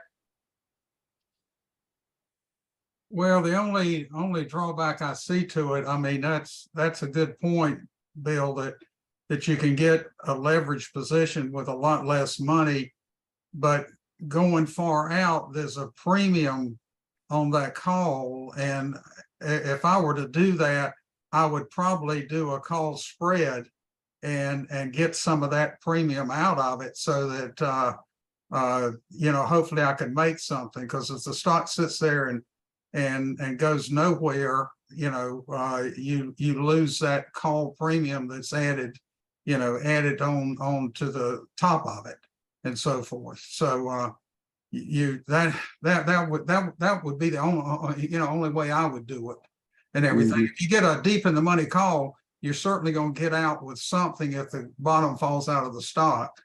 But if you put that call spread on there, then you take that premium. If you just buy the call, you've got a premium on that decays over time. And if the stock goes up and breaks through that top level, then you make money. If it doesn't, if you do the call spread, you knock down some of that premium and you probably can still get out of the position and make money. Well, you're absolutely right. That's the only other way to play it without borrowing a lot of cash money from your broker. It would be by a call spread or bull spread, we call it. Yeah, or just buy in the money calls on it. Yeah. Well, there's going to be a premium on that attached to it. If you buy the stock, you get it at the $560. If you buy the call spread, if you bought a call of 560 and is out, a number of months, then you're going to pay probably $600 for that call. So it's got to go above $600 for you to make some money. So, but if you do the spread, that takes some of that premium out of it. Yeah. But what about buying just the call itself substantially below it where there's no premium? I'm having trouble understanding you. It's probably my speaker here. So if you repeat it. Well, let's say in the case of ServiceNow. If the stock's trading, where is it now, roughly? Well, if the stock's going to double, then your strategy is going to be great. The problem I run into is not knowing. I may think the stock will double and it doesn't, and I'd rather make something than pay the premium and it doesn't double and it just sits there. Then my premium, my call decays over time, so you're losing money, and you take some of that out of it. If you do the call spread, you don't make as much, but you at least make, you take some of that premium out of it and you got a chance to make some money. Mhm. So Well, I'm just trying depends to on buy the, what you want to do. I want to buy the calls way under the market, okay? Where there's no premium. Well, if you can buy them that way with no premium, then, more power to you, Well, very little premium, let's put it that way. You might pay $1 or $2, but anyway, I haven't priced service now, but I'll do that tomorrow and check it out, okay? Yeah. Hey, I mean, I a lot of it- haven't looked at the option chain on ServiceNow, so I don't know what the premium is. Yeah. But usually the farther you go out, the more premium there is and so forth. So, Yeah, I'll just add a little bit of 2 cents in as well. This is Tom. Yeah, with the long, when you're doing a long call, the stock has to move it has to move up, and it has to move up quickly. Otherwise, as you guys said, you're losing theta every day, you're losing money. So if it goes sideways, you're going to lose money. The other thing to keep in mind is doing a straight call is a low probability trade, but doing the call spread, as you suggested, makes it a higher probability trade. So you're better off doing that. And the other thing I would caution you about is you got to be really careful doing it right before earnings. First of all, the call is going to cost a lot of money because the volatility is high. Also, if the earnings come out and the stock drops, you're likely to lose all of the money that you put into it. So only, invest the amount of money that you're willing to lose on a long call.